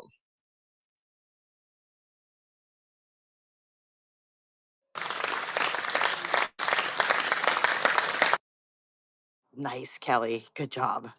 You're so good at the sound effect button. I agree with you completely, Jeff. And you know, again, that is why we're doing what we're doing. And the reason why, Energy, that you're down in the listeners queue is because that conversation that you're trying to have takes us away from what we're trying to do here, right? That whatever that is, it It's is an it is ignorant conversation. It's small-minded. it's not productive, right? It's not productive. It's not going to get us anywhere, Yeah, because he spoke about, I don't know if you saw my hand, Kim. go for it, Adam. Okay, cool. I just wanted your permission, of course. It's really narrow-minded, small-minded. This is the thing. This is why I'm an individualist, in nature. And that's the rights of the individual, rights and freedoms of the individual, right? Like, that's what our founding fathers essentially were. They were inspired by individuals, classical liberals, people that were of that nature, like Adam Smith, for instance, to list one of my favorites there. But this is the thing that got me. He said, especially, is the mob rule, and that's he said the majority rule, right? That's mob rule. That's democracy. That's not where we're about. It's not supposed to be about mob rule, the majority rule. That's why we even have an electoral college, to even dissuade that form of democracy, of mob rule, right? So that's where I think, even he speaks about a specific group, specific religious group, let's just say, rather than speaking about individuals that might be in part of that group and might be part of other groups as well. Let's say Saudis, let's say certain so-called Christians, certain so-called whatever. Like, he tried to, like, that's where it really tears down the facts of the matter and makes it small-minded. You have to point at a group. It's not a group. It's individuals within different groups that are evil and that work together. And the sooner you realize that, the sooner we could reunite as humanity, under God. Well, I And think that save this nation. I think that I'll we can. yield. I just wanted to get that across because I'm I big agree with you. individualist. I agree with you, and I think that if we continue to study our founding documents and study those core principles of them and the Bible, that the evil stuff can't win, right? And that's what we need to focus on, is being productive and positive and getting back to our foundations, and the intentionality of those documents that are so important. And I think that reading this conversation that our founding fathers went through to author the Bill of Rights is so important, and their discussions about the Constitution and their hesitations and their the things that they supported versus not, I think is really, really an important part of how we get back to where we're supposed to be. The second part of this letter it's the question of hasty adoption.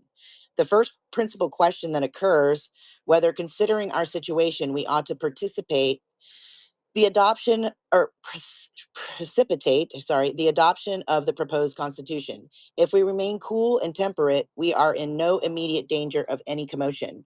We are in a state of perfect peace and in no danger of invasions. The state governments are in full exercise of their powers, and our governments answer all present exigencies, except the regulation of trade, securing credit in some cases, and providing for the interest in some instances of the public debts. And whether we adopt a change 3 or 9 months hence can make but little odds with the private circumstances of individuals. Their happiness and prosperity, after all, depend principally upon their own exertions. We are hardly recovered from a long and distressing war. The farmers, fishermen, and sea have not yet fully repaired the waste made by it. Industry and frugality are again assuming their proper station. Private debts are lessened, and public debts incurred by the war have been, by various ways, diminished. And the public lands have now become a productive source of diminishing them much more. I know uneasy men who wish very much to participate do not admit all these facts, but they are facts, well known to all men who are thoroughly informed in the affairs of this country. It must, however, be admitted that our federal system is defective and that some of the state governments are not well administered. But then we impute to the defects in our governments many evils and embarrassments which are most clearly the result of the late war. We must allow men to conduct on the present occasion as on all similar ones. They will urge 1,000 pretenses to answer their purposes on both sides. When we want a man to change his condition, we describe it as miserable, wretched, and despised, and draw a pleasing picture of that which we would have him assume. And when we wish the contrary, we reverse our descriptions. Whenever a clamor is raised, and idle men get to work, it is highly necessary to examine facts carefully and without unreasonably suspecting men of falsehood, to examine and inquire attentively under what impressions they act. It is too often the case in political concerns that men state facts not as they are, but as they wish them to be. And almost every man, by calling to mind past scenes, will find this to be true. Nothing but the passions of ambitious impatience or disorderly men, I conceive, will plunge us into commotions, if time should be taken fully to examine and consider the system proposed. Men who feel easily in their circumstances, and such as are not sanguine in their expectations relative to the consequences of the proposed change, will remain quiet under the existing governments. Many commercial and moneyed men who are uneasy, not without just cause, ought to be respected and by no means unreasonably disappointed in their expectations and hopes.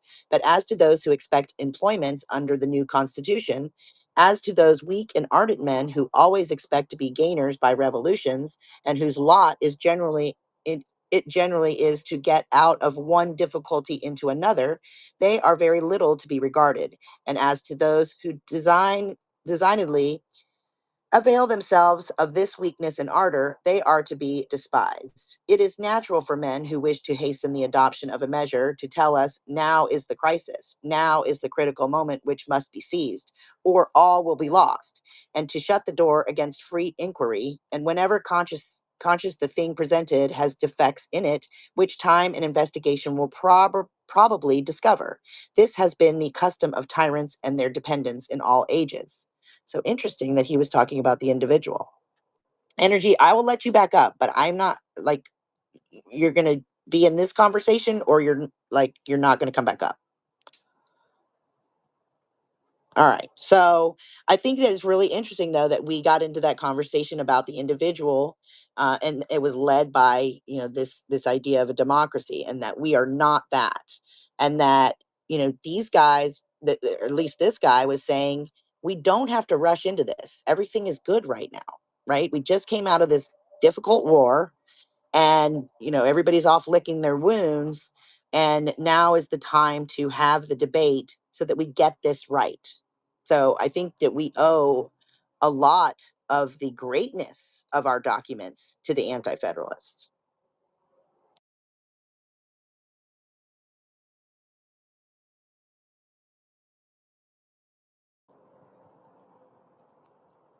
All All right. So the next section. They brought the argument, real quick, Kim. They brought the argument, about too much federalization and too much big government, essentially. They wanted to keep things on the state level, kind of like you look at the European Union nowadays. Like you have all these countries, they're different countries, right? Kind of like these states. These states were essentially like different countries, and they wanted to unite under the Constitution, which was a good thing. But that's why you had like a lot of this argument, state rights. Where do we draw the line on federal rights over state rights, so on and so forth. So it was definitely a good thing to have and tough it out and fight through it. But yeah, I'm always for smaller government. Well, and I think that, they took the time, right, to really think about what this could be. I mean, they didn't know. And I love that about these papers, is that we're really getting to see how they used discernment and how they really questioned everything. And even back then, they would be, admonished for questioning things. I find that to be really interesting that that's still the case. That's why they had to kind of like speak in absolutes as well, right? Right. Right. In some certain specific things, Yeah. So it goes on the next section. Because I had Grok put this into sections because it was very long. And so I wanted to make sure that we understood it well. And so I had it break it down into sections. The next section is arguments against rush decisions. It says, it is true what has been so often said that the people of this country cannot change their condition for the worse. I presume it still behooves them to endeavor deliberately to change it for the better. The fickle and ardent in any community are the proper tools for establishing despotic government. But it is deliberate and thinking men who must establish and secure governments on free principles. Before they decide on the plan proposed, they will inquire whether it will probably be a blessing or a curse to this people. The Confederation was formed when great confidence was placed in the voluntary exertions of individuals and of the respective states. And the framers of it, to guard against usurpation, so limited and checked the powers that in many respects they are inadequate to the existences of the Union. We find, therefore, members of Congress urging alterations in the federal system almost as soon as it was adopted. It was early proposed to vest Congress with powers to levy and impost to regulate trade, but such was known to be the caution of the states in parting with power that the investment even of these was proposed to be under several checks and limitations. During the war, the general confusion and the introduction of paper money infused in the minds of people vague ideas respecting government and credit. We expected too much from the return of peace, and of course, we have been disappointed. Our governments have been new and unsettled, and several legislatures, by making tender suspension and paper money laws, have given just cause of uneasiness to creditors. By these and other causes, several orders of men in community have been prepared by degrees for a change of government, and this very abuse of power in the legislature, which in some cases has been charged upon democratic part of the community, has furnished aristocratical men whose with those very weapons and those very means with which, in great measure, they are rapidly effecting their favorite object. And should an oppressive government be the consequence of the proposed change, posterity may reproach not only a few overbearing, unprincipled men, but those parties in the states which have misused their powers. The conduct of several legislatures touching paper money and tender laws has prepared many honest men for changes in government, which otherwise they would not have thought of. When by the evils, on the other hand, and by the secret instigations of artful men, on the other, the minds of men were become sufficiently uneasy, a bold step was taken, which is usually followed by a revolution or a civil war. So even back then, they were dealing with these corrupt MFers. Hi, Energy. Welcome back to the stage. All right, so the next part is the origins and the process of the Constitutional Convention. So this was another part that he was concerned about. A general convention for mere commercial purposes was moved, for the authors of this measure saw that the people's attention was turned solely to the amendment of the federal system, and that had the idea of a total change been started, probably no state would have appointed members to the convention. The idea of destroying, ultimately, the state government and forming one consolidated system could not have been admitted. A convention, therefore, merely for vesting in Congress power to regulate trade was proposed. This was pleasing to the commercial towns, and the landed people had little or no concern about it.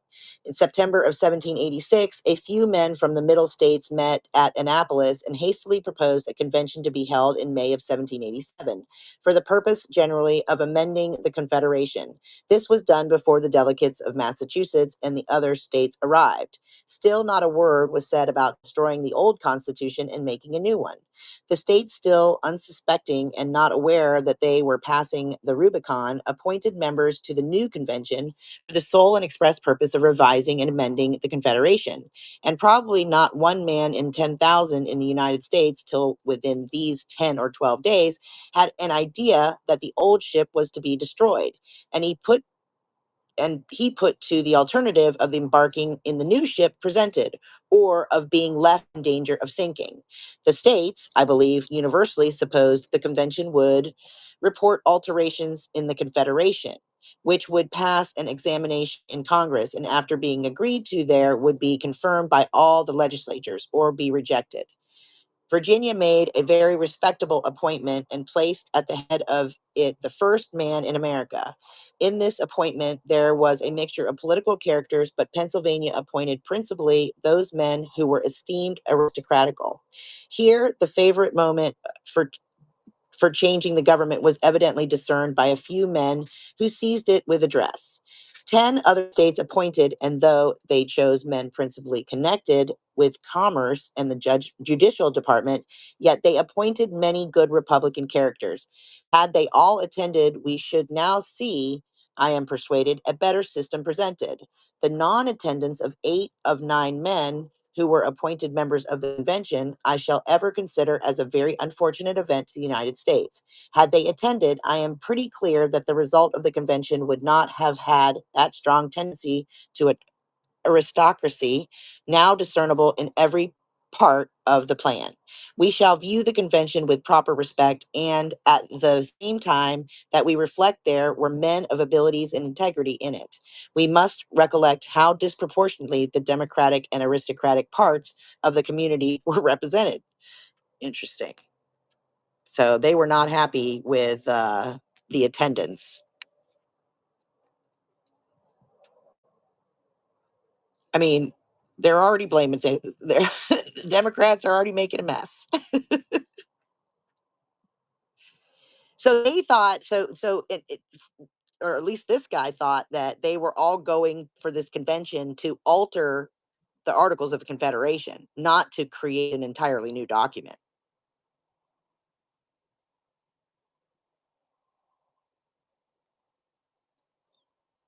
Y'all are a tough crowd tonight. All right. I'm going to read the next part, which is the critique of representation and government structure. The essential parts of a free and good government are a full and equal representation of the people in the legislature and the jury trial of the vicinage in the administration of justice. A full and equal representation is that which possesses the same interest, feelings, opinions, and views the people themselves would were they all assembled. A fair representation, therefore, should be so regulated that every order of men in the community, according to the common course of elections, can have a share in it. In order to allow professional men, merchants, traders, farmers, mechanics, etc., to bring a just proportion of their best informed men, respectively, into the legislature, the representation must be considered numerous. We have about 200 state senators in the United States, and a less number than that of federal representatives cannot clearly be a full representation of this people. In the affairs of internal taxation and police, were there but one legislature for the whole Union. The representation cannot be equal, or the situation of the people proper, for only for one government only. If the extreme parts of the society cannot be represented as fully as the central, it is apparently impractical that this should be the case in this extensive country. It would be impossible to collect a representation of the parts of the country 5, 6, and 700 miles from the seat of government. The House of Representatives, the Democratic branch, as it is called, is to consist of 65 members. That is about one representative for 50,000 inhabitants, to be chosen biannually. But wait, why don't I know this word? Biannually? All right, the federal Every 2 years. yeah, I know, but it just sounds weird. The federal legislature may increase this number to one for every 38 or one for every 30,000 inhabitants, abating fractional numbers in each state. 33 representatives will make a quorum for doing business, and a majority of those present determine the sense of the House. I have no idea that the interest, feelings, and opinions of 3 or 4 millions of people, especially touching internal taxation, can be collected in such a house. In the nature of things, 9 times in 10 men of elevated classes in the community only can be chosen. Connecticut, for instance, will have 5 representatives. Not one man in 100 of those who form the Democratic branch in the state legislature will, on a fair computation, be one of the 5. The people of this country, in one sense, may all be Democratic, but if we make the proper distinction between the few men of wealth and abilities and consider them, as we ought, as the natural aristocracy of the country, and the great body of the people, the middle and lower classes, as the democracy, this federal representative branch will have but very little democracy in it. Even this small representation is not secured on proper principles. Boy, they would be going crazy right now to think about how many people one representative, how many constituents one representative has. What is it, Yeah, 750,000 or 800,000? insane. Are you still in the federal farmer Yeah, one? yeah. Okay, because I got it pulled up on the screen and I'm totally lost where you're at Oh, now. well, I, because I had it split it up into sections for me, right? Because I okay. wanted to kind of, be able to discuss things. Because if I just sit here and Oh read it, no, that's fine. I'm just like searching for Uh, some of the words and it's not finding them. It's like I don't know where it's pulling from. oh, okay. Well, so Yeah. did you look for Connecticut? Yeah, they can't find Connecticut. And I was following along until you went to the new section and then it's like not there. So that's why I want to check. Maybe something's wrong with this website. It's okay. Yeah, because the section that I just read was the critique of representation and government structure, and Okay. that was right after 10 other states appointed. That was the origins and process of constitutional convention. Yeah. So I don't know. Yeah, It's supposed to be a teaching site, so which is kind of scary then. right. Yeah. All right. Well, I was just wondering. I'm good. The next section that we're going to talk about is the warnings about consolidation and political factions. Boy, do we have that now. All right. This subject of consolidating the states is new, and because 40 or 50 men have agreed in a system to suppose the good sense of this country, an enlightened nation must adopt it without examination. And though in a state of profound peace, without endeavoring to amend those parts they perceive are defective, dangerous to freedom, and destructive of the valuable principles of the Republican government, is truly humiliating. It is true there may be danger in delay, but there is danger in adopting the system in this present form. And I see the danger in either case will arise principally from the conduct and views of 2 very unprincipled parties in the United States. 2 fires between which the honest and the substantial people have long found themselves situated. One party is comprised of little insurgents, men in debt, who want no law and who want a share of the property of others. These are called levelers, Shayites. The other party is composed of a few but more dangerous men with their servile dependents. These vigorously grasp at power and property.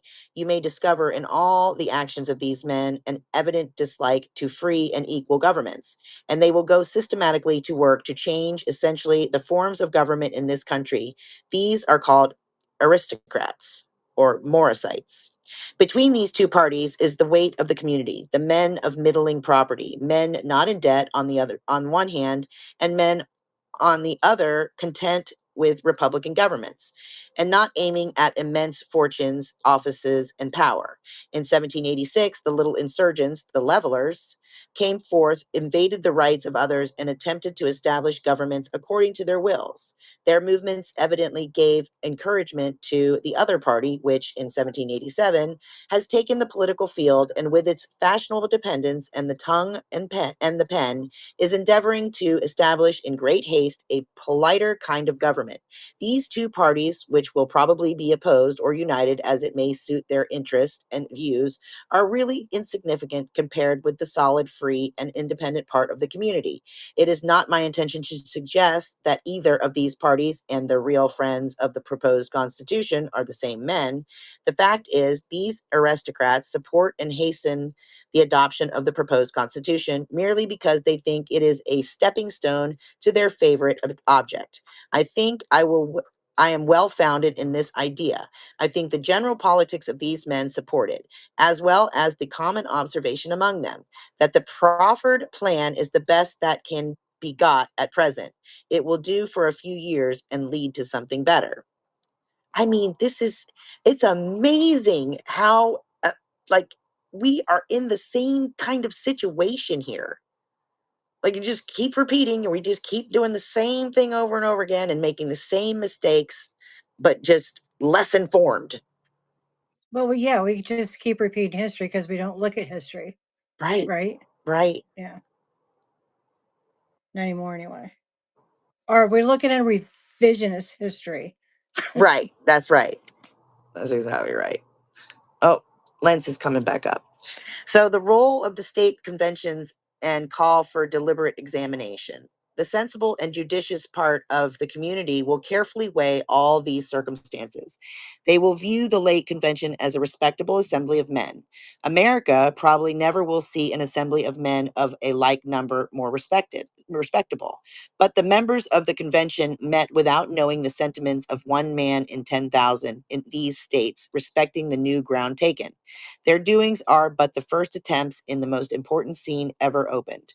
Though each individual in the state conventions will not probably be so respectable as each individual in the federal convention, yet as the state conventions will probably consist of 1,500 or 2,000 men of abilities and versed in the science of government collected from all parts of the community and from all orders of men, it will be acknowledged that the weight of respectability will be in them. In them will be the collected and solid sense that the real political character of the country, being revisers of the subject, they will possess particular advantages. To say that these conventions ought not to attempt coolly and deliberately the revision of the system, or that they cannot amend it, is very foolish or very assuming. If these conventions, after examining the system, adopt it, I shall be perfectly satisfied and wish to see men make the administration of the government an equal blessings to all orders of men. I believe the great body of our people to be virtuous and friendly to good government, to the protection of liberty and property, and it is the duty of all good men, especially of those who are placed as sentinels to guard their rights, it is their duty to examine into the prevailing politics of parties and to disclose them, while they avoid exciting undue suspicions, to lay facts before the people which will enable them to form a proper judgment. Men who wish the people of this country to determine for themselves and deliberately to fit the government to their situation must feel some degree of indignation at those attempts to hurry the adoption of a system and to shut the door against examination. The very attempts create suspicions that those who make them have secret views or see some defects in the system which in the hurry of affairs they expect will escape the eye of a free people. Always trying to slip something in. No, that was all of it. What do you think, Kelly? I'm busy trying to find the correct letter.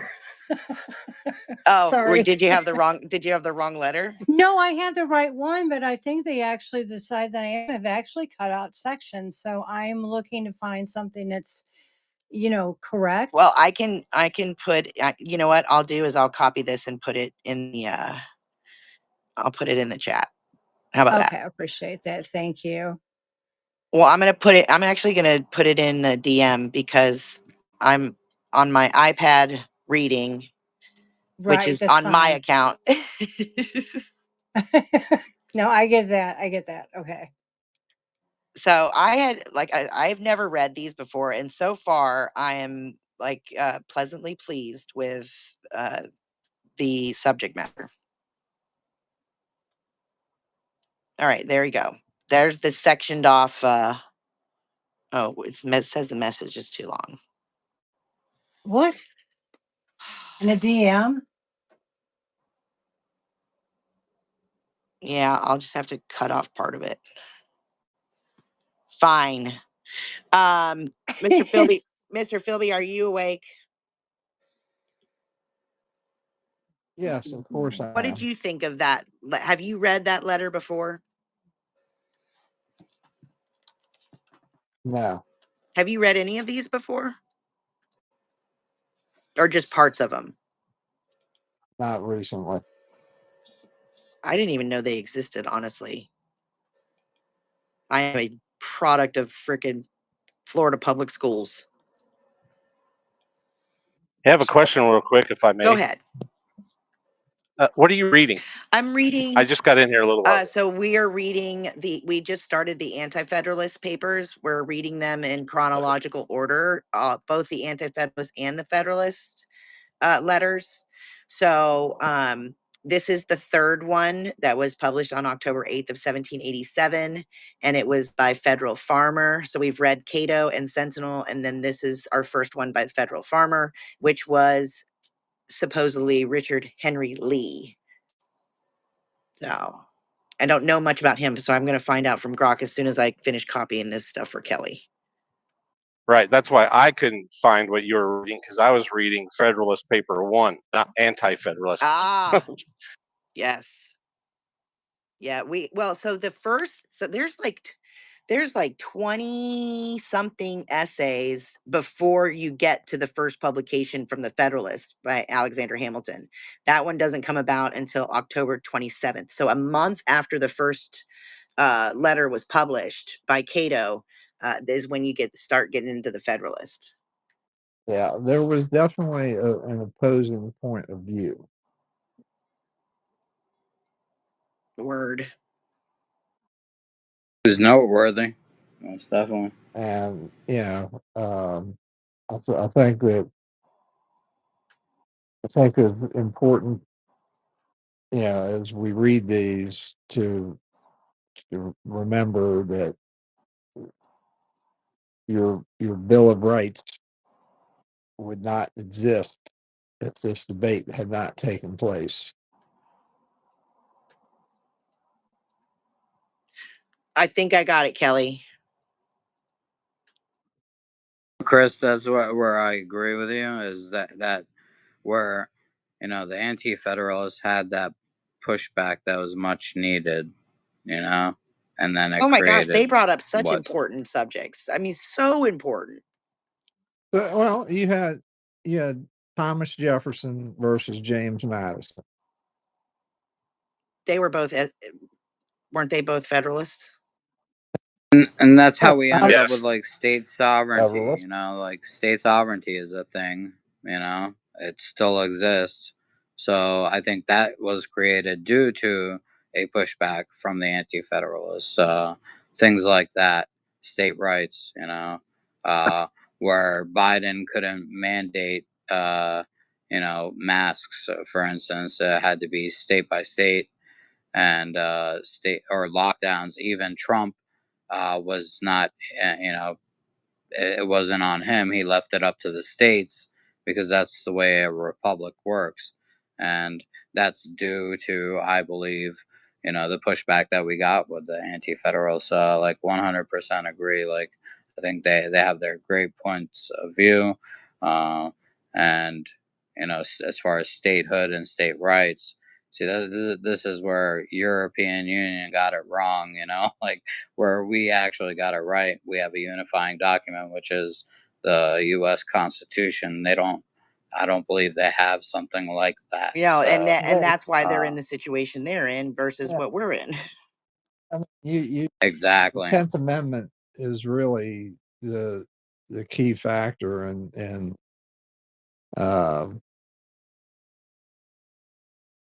and states' rights. But You want to tell it's everybody what the 10th Amendment is, just so that we're being educational.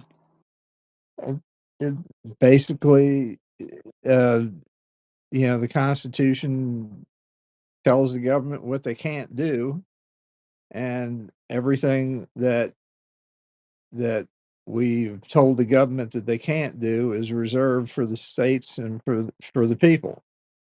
And so the 10th Amendment reminds them of that in no uncertain terms. So I don't want to get people too sidetracked, but Federalist Paper 45 actually defines the 10th Amendment before the 10th Amendment was even written. Right. Well, but it was Thomas Jefferson.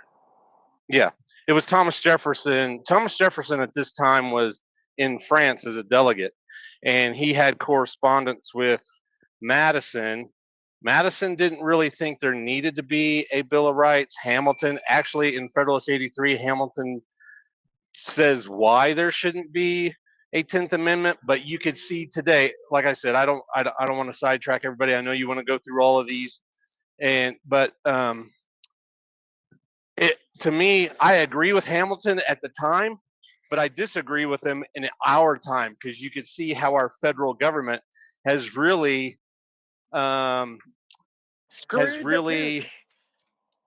exactly. They do not uphold their oath. There's a lot of overreach. Jefferson And knew that there was going to be tyranny. Yeah. When he wrote the Declaration of Independence, you could see in that document that his vision was, if we don't get this right, we're going to get screwed again. And all individual rights and freedoms are gone. Well, and look at and imagine if they hadn't got it as right as they did. Right? If we hadn't had these anti-federalists to really push back on them and go, wait a minute, guys, like, what are we doing here? And making sure that there was proper representation. And I mean, Sean's exactly right. Because at the time of the Revolution, half of the people that lived here were perfectly happy to go along with living under the king.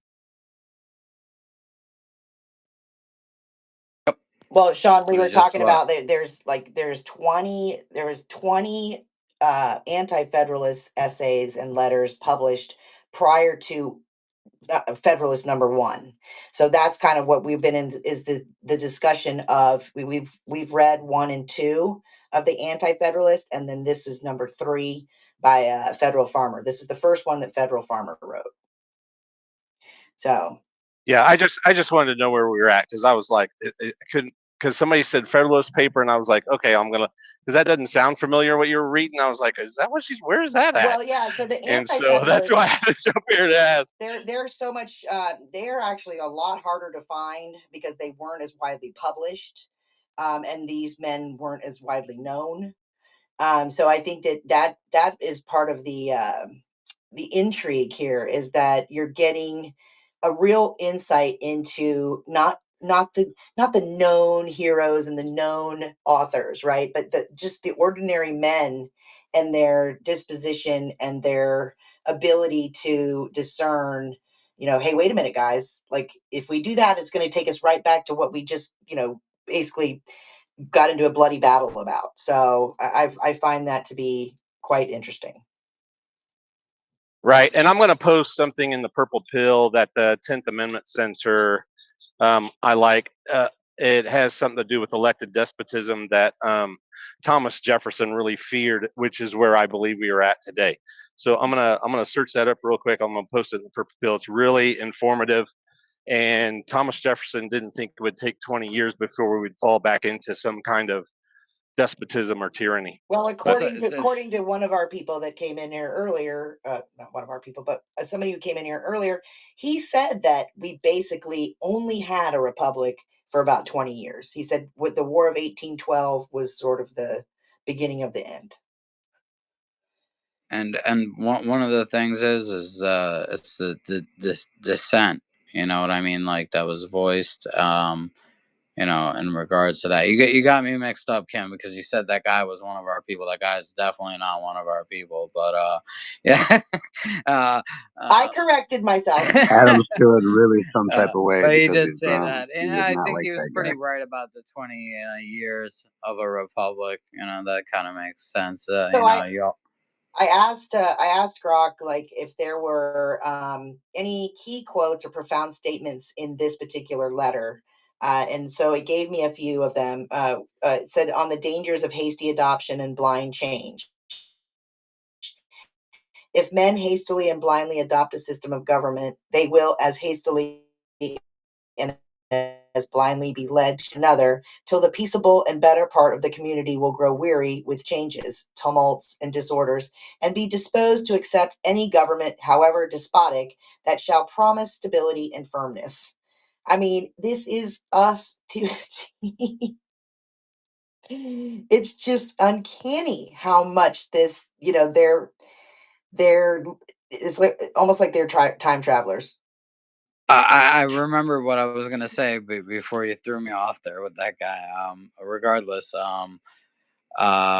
it's kind of like listening to or reading a dissenting opinion on a Supreme Court ruling. Let's say, you know, they have their dissenting opinions, so it's like it's important to read those and understand, and then they do play a role in the future if they ever bring up the ruling again and look at it and, you know, rule on it. Oh wait, just wait until like we get Roe into v. Wade, for instance. So dissenting opinions are definitely important, and that's why I like hearing this is very important as well. Well, just wait until they get into the judicial system. Whew, I think both sides were kind of laying into that one. Another thing that it talks about is it is natural for men who wish to hasten the adoption of a measure to tell us now is the crisis, now is the critical moment which must be seized or all will be lost, and to shut the door against free inquiry. Whenever conscious the thing presented as defects in it, which time and investigation will probably discover. This has been the custom of tyrants and their dependents in all ages. Does that kind of sound like a government shutdown to you, Kim? Right? Or this is the most important election of our lifetimes. Yeah. I put the link. All right, so I just put the link to the one that you're reading, Kim, up in the Jumbotron. Okay, So great. we're all on the same page. And then I will also send Kelly. I'll send you these particular parts of it because I do think that's good for people to have. Okay. So was our boy that was in here? Would he be classified as a groper? Probably. That's not our boy, man. Keep calling him my boy. Just saying happened. Adam's really fucking feeling some type of way about that guy. No, Pepe's my boy, but he was on Pepe's list as a pet. But I mean, oh man, I mean, again, I do not claim him. whether or not that may be the case or not, it doesn't matter with this. Like this is if we focus on this, then we can fix that. You get people to come in here and they have a relative degree of intelligence and you know they can speak, you know, fairly well and convey an idea, and then they gotta screw it up with their bigotry.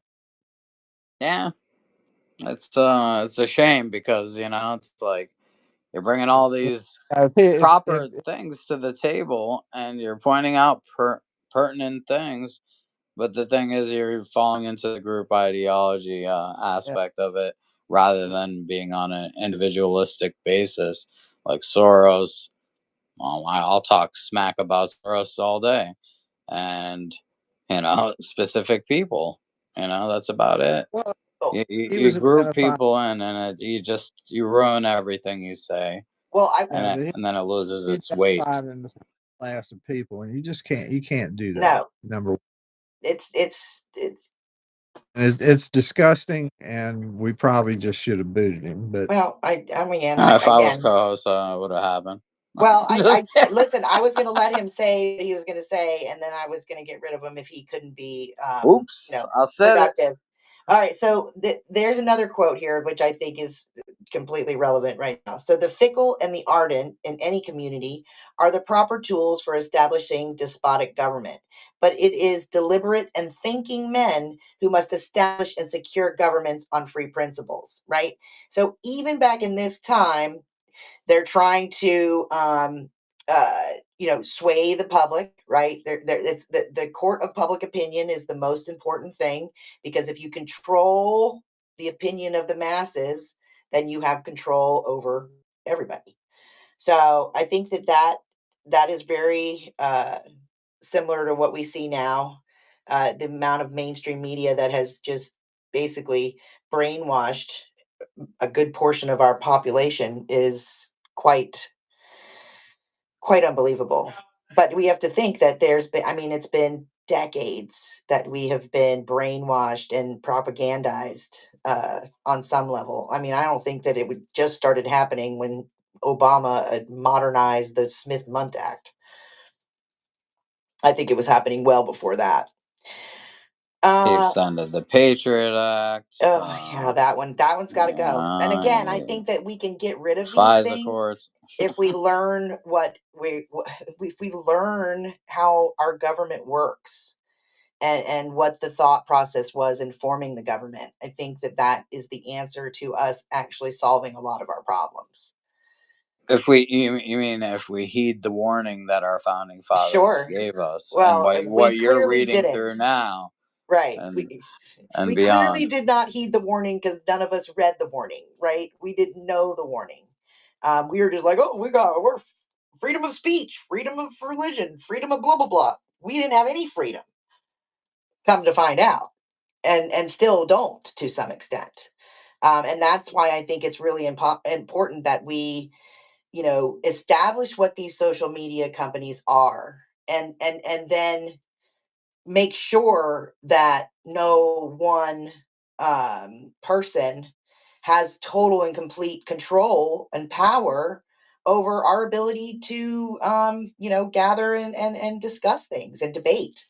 And I think right now we're in a situation where just a few people have total power. One of my favorite books would be, that really heeds the warning, or not heeds the warning, gives the warning, is Friedrich Hayek's Road to Serfdom. If anybody hasn't read it, I haven't read it. It just lays it out. Another book that was pretty good that I liked. I forgot who wrote it, but it was called was it Hayek maybe as well? The Road to Wigan's Pier is another one, but that's just more or less kind of breaks down like old England and people working in coal mines and things along that line. I mean, think about it. Like a majority of our country thinks that we live in a democracy. Yeah, it's crazy. Just that simple fact right there is a problem. Yeah, it's because these talking heads repeat it. It's a threat to democracy. I'm a threat to democracy. I want individualism. I'm a godsend for a republic all day. 100%. But that's the thing is like people don't realize that that's mob rule, and that's not what the mob rule can take away your liberties, your rights, and freedoms. Where a republic, those are recognized by the government, and the government can't violate those rights and freedoms. So the next bit of quotes that it gave me as being important from this letter was on the representation and Republican principles. It says the essential parts of a free and good government are a full and equal representation of the people in the legislature and the jury trial of the vicinage in the administration of justice, and a full and equal representation is that which possesses the same interest, feelings, opinions, and views the people themselves would were they all assembled. It says, and then there's another quote. It says, I have no idea that the interest, feelings, and opinions of 3 or 4 millions of people, especially touching internal taxation, can be collected in such a house. In the nature of things, 9 times in 10 men of elevated classes in the community only can be chosen. So, and again, we're sort of in this situation where I don't feel I'm being represented. I feel like Congress just basically does whatever the hell they want and tells us to go fuck right off.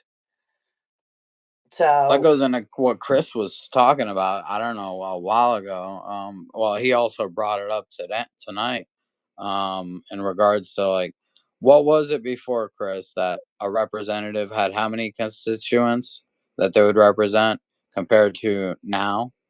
it was 30,000 is what's in the Constitution. 30,000, no right? more than 30,000 people. But if we were to do that today, you'd have We would have like a humongous Congress, right? Like, it would be insane. And then they definitely wouldn't get anything done. It would be like what is it, Star Wars, where they have the like galactic like, you know, they're all in the little pods and they're floating around, the senators or whatever. Oh my God. 800,000 right now, roughly what it is. How many senators would that break out to? No, the Senate, congressmen. the Senate would be the same size. It's 2 Oh senators. no, yeah, not the Senate, the congressman. I mean, but yeah, the House. Well, at 30,000, you'd be looking at probably, let's see, what is it? Well, if there's 330 million. Are you not represented until you're 18, though? No, it's per person. Oh, imagine that. It's even non-voting peoples. Well, we're not going to count them in the census anymore. There's 350 I meant million. Underage, not illegal. Oh, okay. You gotta specify, Kim. Be 11,667. That 11,000. Absolutely ridiculous. I mean, we'd have to have a stadium to put them in. Yeah, right. Like, they'd really have to have those flying pods, like where they'd be in the Senate. We could put them in MCI Center. Oh, there you go. Right. Like, honestly, I think that's the point, is that they would be like, so like at a, what is it called? Where they're not doing much. It's kind of like, I don't know. Maybe they would do more. Maybe, they could do breakout groups, and like you could have certain ones in charge of certain things. I don't know. The thing about it is that we're too afraid to try, right? And we always get pigeonholed into this idea that, oh, we've always done it this way, so we got to do it this way. We can't get any more people in there because they don't do anything to begin with. Well, they don't do anything to begin with because they've learned how to game the system, and they know how to work it so that they look like they're doing something when they're really not, and they're basically sitting back and giving us the middle finger. Well, Kim, imagine this. You have 30,000 people, right, that are represented by one person, and they all live in the same area, right? And let's say that one person has their home satellite office there, and then they represent those 30,000 people, right? And you don't need to have a physical Congress, right? Like, maybe some could go visit there for like special things, whatever.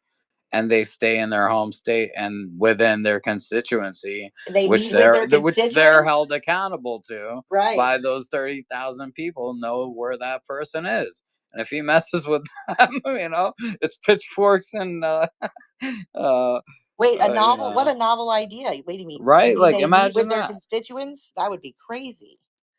You could have that 11,000. You could House of Representative, and it would be representative properly according to the Constitution. I think you'd have a lot less corruption. They'd have a lot less power. How's George Soros going to buy up 11,000 people? He'd go broke pretty quick. Or all these, like, imagine all these companies, these lobbyists. You got to pay off 11,000 people with a heap load of money, enough to make them turn on their country. It would be kind of hard. Maybe that's the answer. What do you think, Chris? Maybe it is. Maybe it is. This is we just, like, this is maybe a lightning or a light bulb idea moment. That's what already been within the Constitution. Is like, let's enforce that and maybe put 11,000 people to work. And they could work at home and within their constituency. They don't need to go to this fancy building. They don't be in Washington D.C. year round. They need to be in Washington D.C. to pass a budget and to pass the appropriation bills and go home. And they would feel a lot less elite if there was 11,000 of them, right? Like, rather than there's this elitist kind of nature about some of these congressmen that they think they're above the law. But you definitely wouldn't need as much money. It'd be more common. The federal government, right? Because it could be more localized. You just wouldn't need the funds, and this whole idea of balancing the budget could be out the door. Like, we spend so much time focusing on these idiots who can't balance the budget, but maybe that's the answer, is that we remove the funding so they don't even have a budget to balance. Well, I don't know why you guys think they're not doing anything, because since the beginning of this Congress session, the 119, of all the bills and amendments and resolutions and joint resolutions, concurrent resolutions they've written up, well, it's only 14,141 documents that they've written. What they've been busy. Is that them or their lobbyists? But they closed the government, Kelly. Yeah, I know, but there'll still be probably the Senate's still doing hearings. I mean, they're still working. Yeah, they're still doing the word I was looking for is a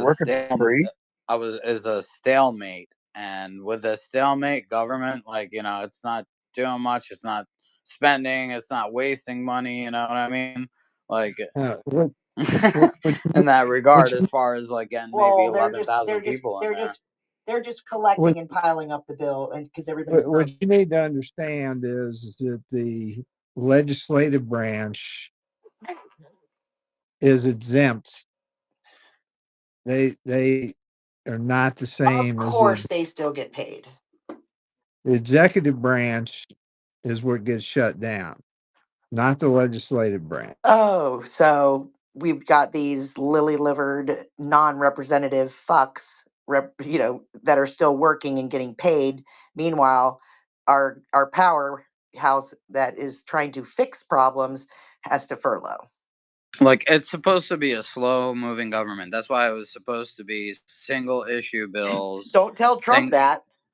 Well, it's already beyond what it's become, like with the omnibus bills that they've been doing for, like, decades here, like since Bush Jr., these huge omnibus type bills. Obama, it added trillions of dollars. Like, look, before Bush Jr. got into office, we were only at $4.5 trillion in national debt, and it's due to Bush's programs and Obama's programs, and the debt creation of those programs that they created, that have created this national debt that we're feeling the inflation of. Where, back in 1999, you could go get something, say a can of soda for 25 cents. But now it's like $2 or something, like it's ridiculous. Definitely was not 25 cents back then. What? Soda? No, because I remember being in high school, it was 50 cents. Yeah, 50 cents maybe, whatever. But you catch my drift. You could buy a 2-liter for 99 cents, right? But now it's like, now they don't even take cash. $4 something, for a 2-liter of cola. They don't even take cash. Yeah. Not RC. RC still $1. I think Trump slowed down, like, the role of the spending as much as he could in his first term, and then they hit us with COVID, which added trillions. And then, now it's like, $4 a gallon. Like, it's ridiculous. Definitely was not 25 cents back then. What? Soda? Soda? Maybe, whatever. But you catch my drift. You could buy a 2-liter for $4. and it's kind of like between a rock and a hard place situation where American families were starving and you had to give them relief. So I had to do the right thing in that regard. And guess who drew up the funding? Unfortunately, was Congress, and all these companies and people that didn't need loans and people that didn't need the money got, it's They're probably the cheapest people in their personal lives. there was a lot of scams that went on then at the time as well. So a lot of scammers took advantage of that, and that's national debt. That's that's incompetence. That's the future generations. Degradation of wealth. May if I can interrupt real quick, may I read something real quick? It's one of my favorite things to read. It's a small thing out of Federalist Paper 78. That's a long ways from where you guys are at, but I want to get your opinions, if I may. Yeah, of course. Okay. Federalist 78 was written by Hamilton. He says, and this is on the judiciary.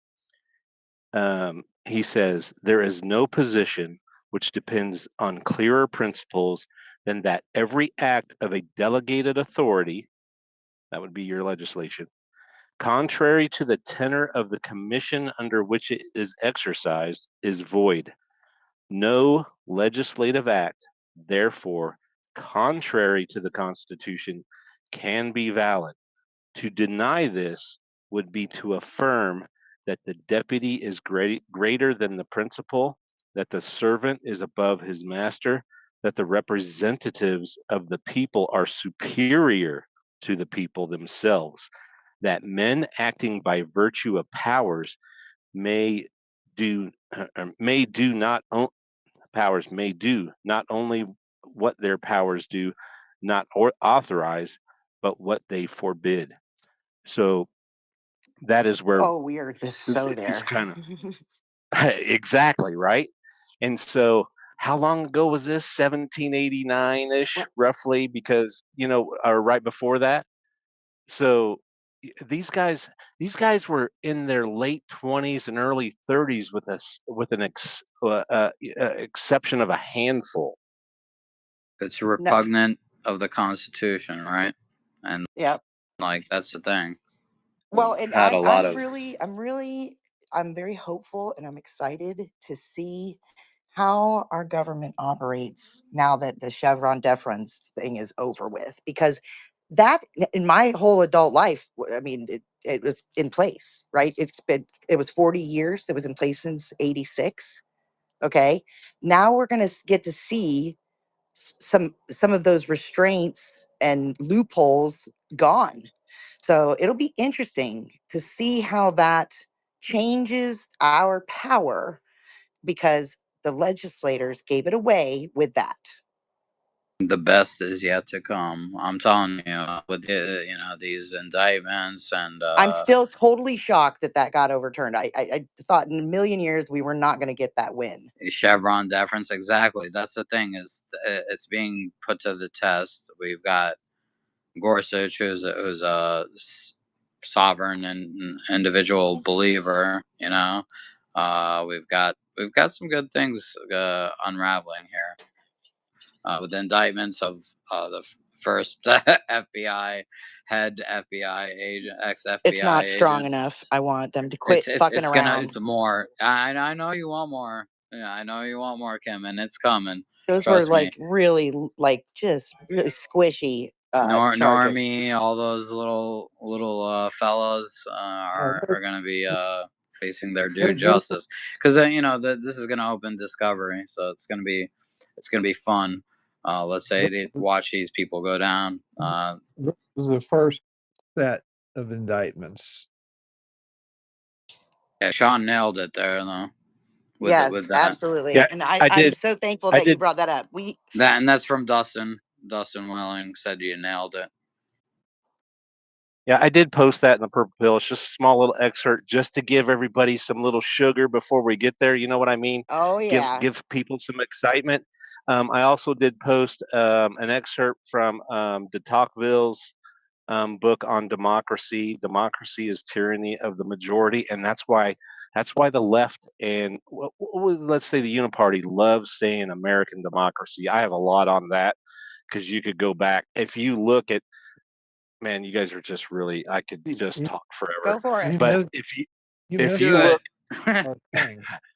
if you look at the House rostrum. Okay, the House rostrum is where you see the president give the State of the Union, right? And where he stands, then up above him, behind him, is the Speaker of the House and the Vice President, and behind them is the American flag. Okay, so to the left and to the right of the American flag is the symbol of fascism. It was brought in the late 1900s, right? So at the same time, fascism was really kind of the thing, a greater nationhood, and it actually, I could post this in the pill too. It actually says that the symbol of fascism, when you look at the House Gov website and they make the description of all these little symbols, it actually says that the symbol, that the fasci is what it's called.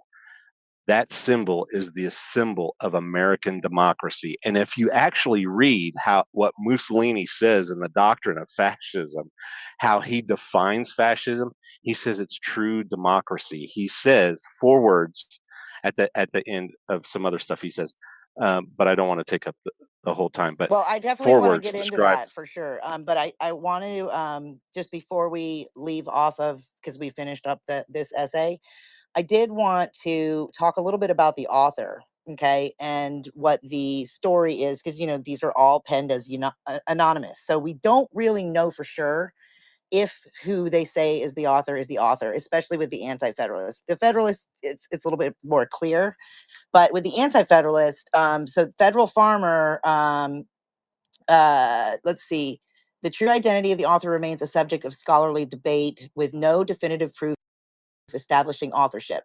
For nearly 2 centuries, the essays were widely attributed to Richard Henry Lee, a prominent Virginian statesman and anti-federalist. However, modern historians have challenged this, pointing to stylistic differences, lack of evidence in Lee's personal papers, and contextual mismatches. Alternative candidates include Melancton Smith, a New York merchant and politician, and less commonly, Elbridge Gerry of Massachusetts. And then there's some interesting things about these guys. So Richard Henry Lee, who I might have to ask AI whether or not the writings, or if that evidence of the writings being differently is something that could be possible. All right, let's see. So Lee was a founding father from Virginia, born into a wealthy planter family. He served as a delegate to the Continental Congress in 1774 to 1780 and 1784 to 1787, where he famously proposed the notion of American independence in 1776, leading to the Declaration of Independence, which he signed. He later became president of the Congress from 1784 to 1785, and a U.S. Senator from 1789 to 1792. Lee was a strong advocate for states' rights and republicanism, opposing the Constitution as drafted because he believed it lacked sufficient protections for individual liberties and risked creating a centralized aristocracy.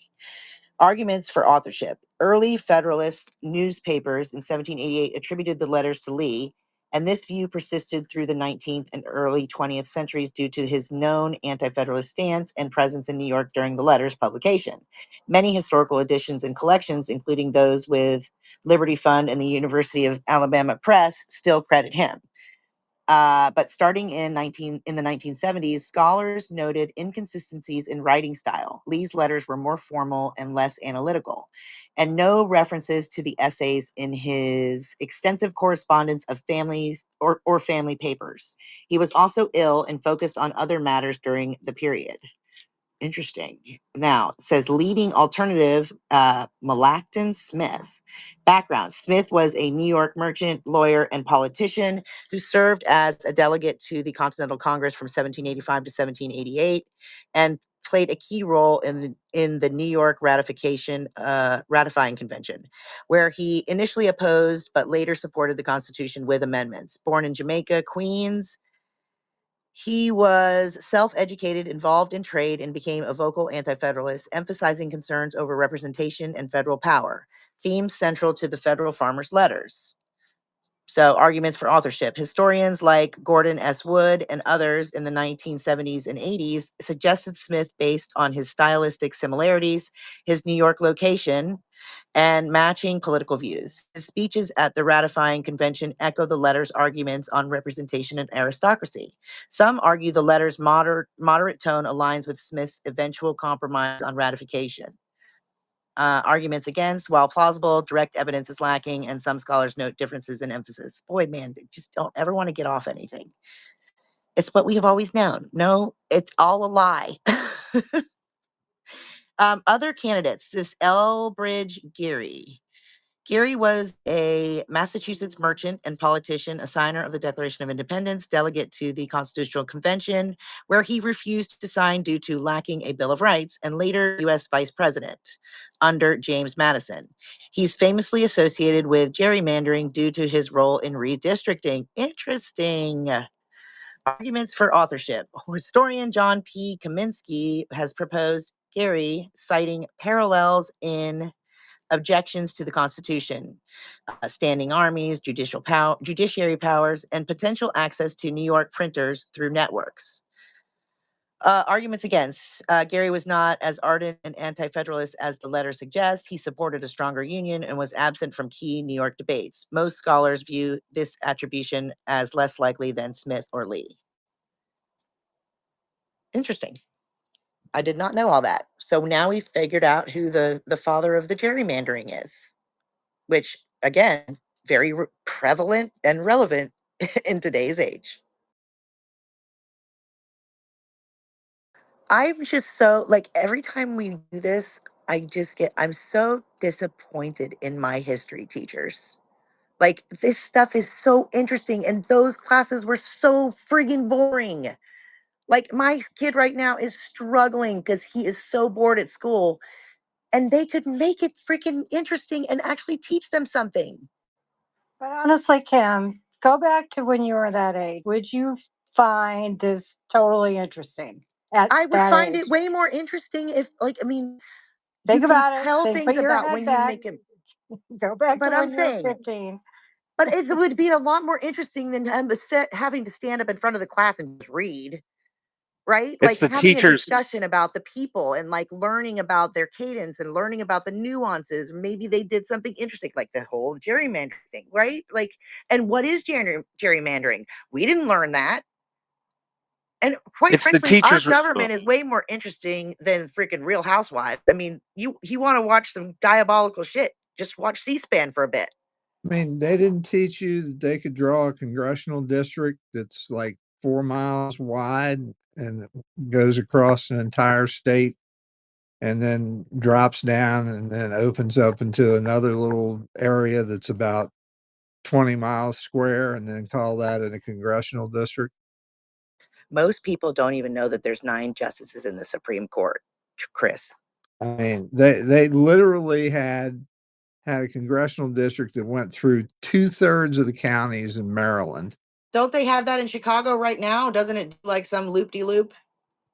And you know, just so they could capture, you know, this demographic that they were looking for. And it's like, it's so offensive. That is so racist on every level. And it's like, why can't you just make the fucking counties the border lines and live with it? Because they're criminals, they're cheats, and they are the racists. Sitting here calling us racist the whole time. Meanwhile, it's like, oh, let me get all the black people right here so that I can like lie to them and steal their money. If you need 800,000 people, you combine enough counties until you get that many, and then that's it. Right. That's your congressional district. Right. You know? No, you don't get to change them, and I mean, the counties, those lines will change, but that's based upon expansion. It's based upon the people You got moving. rural county. I mean, the whole damn state of Wyoming is one congressional district. I know, that's crazy. And that, I mean, and they don't have anywhere near 800,000. Nope. For the whole state. I know. It must be really hard to live in Wyoming. No, actually, it's. Then why don't more people live there? Well, then, because it's like 70 miles between neighbors. Not if more people move there. Yeah, the winters are a little bit. They are. Listen, I'm not living above the Mason-Dixon line. There ain't no way. So I was just going to say, we're talking about making it interesting. That's the teacher's job, to make it interesting. And then I just wanted to put out there, September 17th, 1789 was when the Constitution was ratified. That is the most important document to the United States. Why isn't September 17th a holiday? It is. Well, it's Constitution Day. It was I think it was 1787. No, it's not a holiday. Oh, it wasn't. I'm sorry. It was signed in 1787 on September. We have Constitution Day in September. Yeah, September 17th. I think that was the 19th. September 17th. Yeah, the Constitution Day is in September. Yeah, September 17th. But yeah, it's not a holiday. In fact, 17th. Half the schools, I don't know if they do anything for it I anymore. didn't know it was. I didn't even know it was a thing until I got on Twitter Spaces. Well, they got a parade in Philadelphia and stuff. But they actually have a convention about it on Constitution Day, and that's where that clip I like to share from Neil Gorsuch speaking about U.S. sovereignty and the sovereign. I love that. American, I love that clip. It's so good. So it's so good. It's so good. It's just like hearing that from a Supreme Court justice is like a leaving. It's a leaving. Let's say, like you feel. Well, I'm gonna open it up to some good. Nice. We can just have some discussions. We can bounce all over the Federalist and Anti-federalist papers. But I do want to close this down within the next 30 minutes or so, because I want to keep these succinct. But I'm fine with doing a little free talk in there too. Well, I'll be cutting down his streams in about 10 minutes. So everybody can say out his Substack and X Live and where are we? PickAx. Yeah, PickAx and Rumble. No, which I cannot believe I had that spelled wrong. Good Lord, Kim. It's okay. You gotta get a little quicker on the trigger if we're streaming. I fixed it while he was still in the space. Oh, I did too. Well, the graphic was fine, which was a cool graphic. I had that up on display for this. Yeah, stream. I love that graphic. Yeah. Well, you should have cut that other guy off 5 minutes ahead of time because he chased off Jeff. Well, he was still here. No, Jeff was fine. He was in here for a bit longer. Yeah. Also, I'd say clean out the comments. He did that to be polite. Well, Black Pelby man. Listen, I'm not blackpilling you. I'm just being honest. Well, listen. Some people don't act right. Yes, maybe I should have been a little bit quicker on the draw. I'm not always perfect, but I try. None of us are. We love you, Kim. Can somebody clip that? This is the difference between Pepe. You're cruising. This is the difference between us being actually tolerant and other people not being tolerant at all. Exactly. We always give grace. We always give grace, right? And then when it becomes a problem, I'm not the one that looks like an asshole. Jeff didn't leave because of that dude. He's he stands on his principles enough to know that was just a bunch of bullshit. And he probably had some other engagement. He gave us an hour and a half of his time. I thought it was a great conversation. He just slayed that dude with truth. And it was fantastic. Yeah, that's what people You never even got to pick my weed strain. I'm not tolerant of the intolerant. But here's the thing, though. It's important for people to see these interactions because when faced with that, they'll they'll know what to say, right? Having that interaction and having Jeff say what he said, right? That wouldn't have happened if energy hadn't been in here. So let's And use it for the good of it, right? And say, hey, there you go. You get to see a situation in which you've got a disruptor you get to that's make an going to go and example. knows the Jews. I did not give him any, like, I'm not going to give you the attention or any kind of energy from that, yeah, ironically. and we played our thing. That's right. So. We Then you had to mute exorcise the everybody. demons. He kept talking over and you had to hit the mute button early. And then Jeff couldn't talk because you kept hitting mute. I think I bounced at that point and then came Yeah, back. Jen bounced When I saw early Jen on. She was join. like, I'm out of here. He said Jew one time, and I saw her just boom, gone. Yeah, you never know what you're going to get. You don't know if you're going to get fight or flight, Jen. It's awesome. Yeah, he spammed our reply section with a bunch of that Jew garbage and then was kind of not Can I being get too rid of nice it? to us. You can't. All I could do was hide it, and then he's temporarily blocked. Yeah, as a host, you hide it. Yeah, no. This isn't a reply, not the Jumbotron. And our reply, the purple No, I know. pill. So you got rid of it all? Yeah. I Okay, mean, good. see, Now, that's the thing. If we hide it, but do other people see it? Right? I don't believe so. It's your space. No, well, in the reply section, like if you post something and then you hide one of the replies, no, it or gets block hidden that for person. everybody. It gets hidden for everybody. That's okay. Cool. Yeah. All right. Yeah, because it's your feed, right? So yeah, you can get Still rid of see it. it. I can still see it. What? Can The you? dude's crashing out because he doesn't know the difference between a Talmudic Jew and an actual, Well, if I block him, it'll Christian take it Jew. out of there. Well, I blocked him actually. Okay, 'cause then you shouldn't be able to see. Chris, how You are you can- seeing it? Yeah, you can still see in the reply section. You can see him. Yeah. See, that's what I'm thinking. That we can't see it. He can't. I'm going to look right now. Yeah, there's like. But no, you one, can't look as American Mission. You look at. No, I'm as not. Kim. I'm going on Okay. my account. Okay. I saw 3, 4, 5, 6, 7, 8, 9 things he's got there. Yeah. Stop it. Maybe you need to refresh. Look, like I'm the first person to call out the Talmudic Jews for their bullshit synagogue of Satan crap, but that was a little much. Yeah, he was annoying. Anyways, I don't want to talk about that douche anymore. Like, Okay. give me a break. Oh yeah, you can still see him. Whatever. People are stupid. You know what he needs? He needs a yarmulke shoved up his. Well, I'm certainly not going to follow him. Go away. Jesus Christ. I just mute that shit. Yeah, I don't own a yarmulke, Chris. I don't wear a funny little hat. we'll award him a golden, you know what, and cover it with the yarmulke, and he can, I think Speaking of hats, we need to though, I do report have an him. ice hat in the way. See, X makes no sense. Kind of going back to the hide real quick. Like you can hide it, you can mute it, but it's just for yourself. Maybe What's the point? maybe we could make the dude wear a hijab.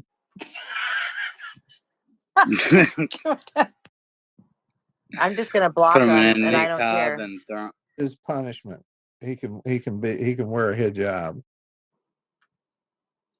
I should No, you can't. I should put Croc in unhinged mode and let him go off on this guy. That's what I should do is grok his profile. No, the thing was it was disruptive to the topic. That's the thing is he was also it's like you're talking about the anti-federalists and his job was to disrupt and and be a bigot. I'm sad that White Hat wasn't here to really, live through the stereotype and threaten him with space lasers. Oh yeah, White Hat's not here. Yeah, he was here. He was here at the space earlier.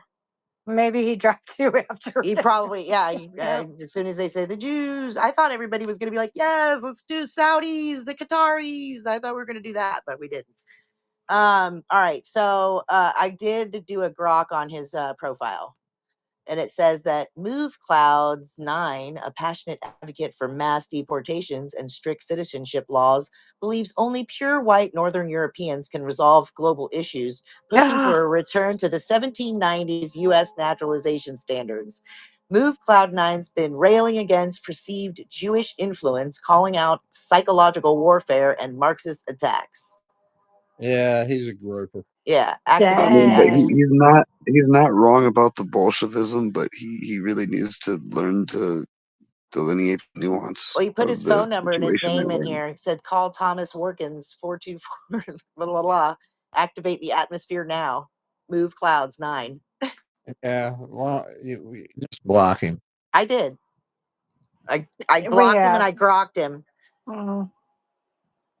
So the next time we get together, because it was too much. They're pretty long. It's going to take us like 10 years to get through these. So I hope everybody's ready. You have plenty of content, Kim. Think of it that way. That's right. That's right. So the next one is by an old Whig, WHIG. Which already put in the You purple keep calling me pill, an old wigger. I don't think you know what this means. I did not call you an old wigger. I do know what that means. Okay. Stop making me say that. I heard somebody saying the other word today, and I was like, every time he said it, I was like, cringe, cringe, cringe, because I've been so programmed that if a white dude says that word, it's like nails on a chalkboard. That's how just that is how screwed up they have made. They have mind fucked us with that whole thing. Did you hear Adam? They do it with an A or a hard R? Hard R. Hard R. Hard R. Hard R. Hard R. And it was like, it was all about that, the comment that Trump made in his speech where he said the N-word, and then he's like, there's 2 N-words. And this guy said both N-words, and it was like, one of them was fine, but the other one, again, I've just been so pre-programmed to like, because my dad used to say that word all the time, and he would, I think he got a kick out of it, like doing it in places where we were in public, and he would do it, and I'd be like, oh my gosh, stop it. Like, I was pregnant, and I went to have lunch with him, and it just so happened to be Martin Luther King Day, and we were at a restaurant, and he was just because he knew all the staff, and so he was just having a good old time, and I was just like, I wanted to crawl under the table. Sounds rough. It was really rough. Kim, if you think the Anti-Federalist Papers are long, wait till you get to the Federalist Papers. I know. It's going to be a book. Well, I'm going to have help. Maybe somebody will like put together an entire curriculum and we could just go through that. I think like Hillsdale or one of them has one. But I kind of like just casually going through it and having conversations because. What's that thing that they're putting together? I think Hillsdale, TPUSA, it's going to be the American University. That's what Trump wants, and it's all free, and it'll be the best education from every walk of life, and I'm excited for it. We shouldn't have to pay for education. It's just stupid. We should have very well-funded. We should have well-funded. Again, if we quit wasting and fraudulently stealing all of our money, we would have plenty of money to fund smart people to be teachers. School thing is a whole like different can of worms as well, with government subsidies for some of these universities. No, that's why I think you just need to online. Which equates to them, not giving a crap about charging higher tuition fees. Right. Well, you know how you fix that, Adam. And then there's those loans that everyone's gets handed out for basket weaving right, degrees. But you know how you fix that? Don't amount to anything. You fix the education problem is you make it free, and that destroys all the colleges. It destroys the whole industry. Free, Kim. I can't believe you're saying this. So the taxpayer is paying for it. It's not no, free. I mean like. Yeah, again, nothing's free in the world. Free to the like you don't have to pay for the classes. You already pay for them in your taxes. What I'm saying is that the American University No taxes. Listen, we probably won't have taxes. That's what I'm saying. This is part of Trump's plan is the American University. He's talked about it before. It's free online and it will have the best of the best teachers. And think about the overhead is nothing because it's online, recorded classes. You can push play a million times and see the same dude tell you this. I mean, it's brilliant. And Okay, it wipes out all of them. The It wipes problem them with all all out. online classes, though, All online classes. Wait. When you get into a work environment, you have to know how to work with people and in teams and in groups. And when you do it online, it's not the same as being well, it is the interacting with same as people. here's the thing that is the same. When you are actually on the camera, right? And you can do breakout groups. There's a way to do it where yes, they can still have facilities where you can go to school, but it's free. I mean, it's free.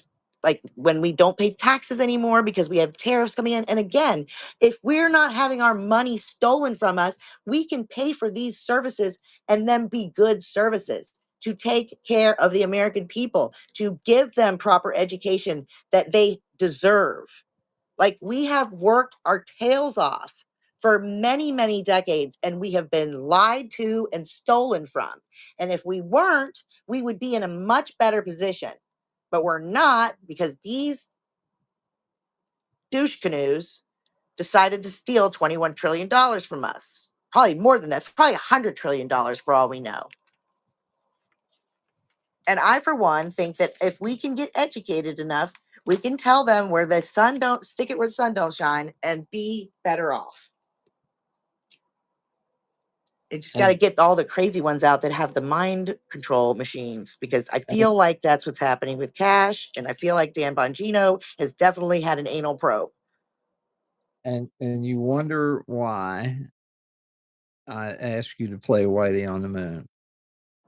I do. I love that. That's like a bedtime song. Chris, you know we never went went to the moon, right? Yeah. Chris, let me show you something. Let me show you this picture, okay? It's a video and a picture. There's a flag on the moon, Pepe. Oh, it's waving. We need to have an XSpaces IRL event. But I think that we could like do it in the dark or people like have a mask that is their PFP and you just hear their voices. I think we have to do some sort of event like that. In the dark. What if I told you it's a computer generated image, Chris? Pepe, I don't think you're real. Actually, I'm pretty sure that, you would be one really twisted bot if you weren't real. How could Pepe not be real? I know. I mean, everybody should have a Pepe. I hope. I feel like he would be on the security. men. I feel like he would be like head of security in Comerica.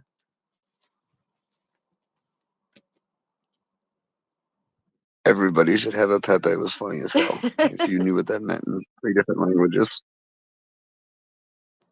Okay, I'm ending the streams. Just let you guys Okay, know. go for it. Bye, everybody on streaming. So I've come up. Have a Did good you one, see America. my idea, Kelly? Because I don't think you said anything about it. Which? When I was driving the other day and I called you and then I texted it to you later. Oh yeah. AM's dream stream instead of the dream team. It's a dream stream. Yeah. I was a little confused. I was trying to follow it. Why don't you flesh it out now? Just go ahead and. Well, I was just thinking, I love like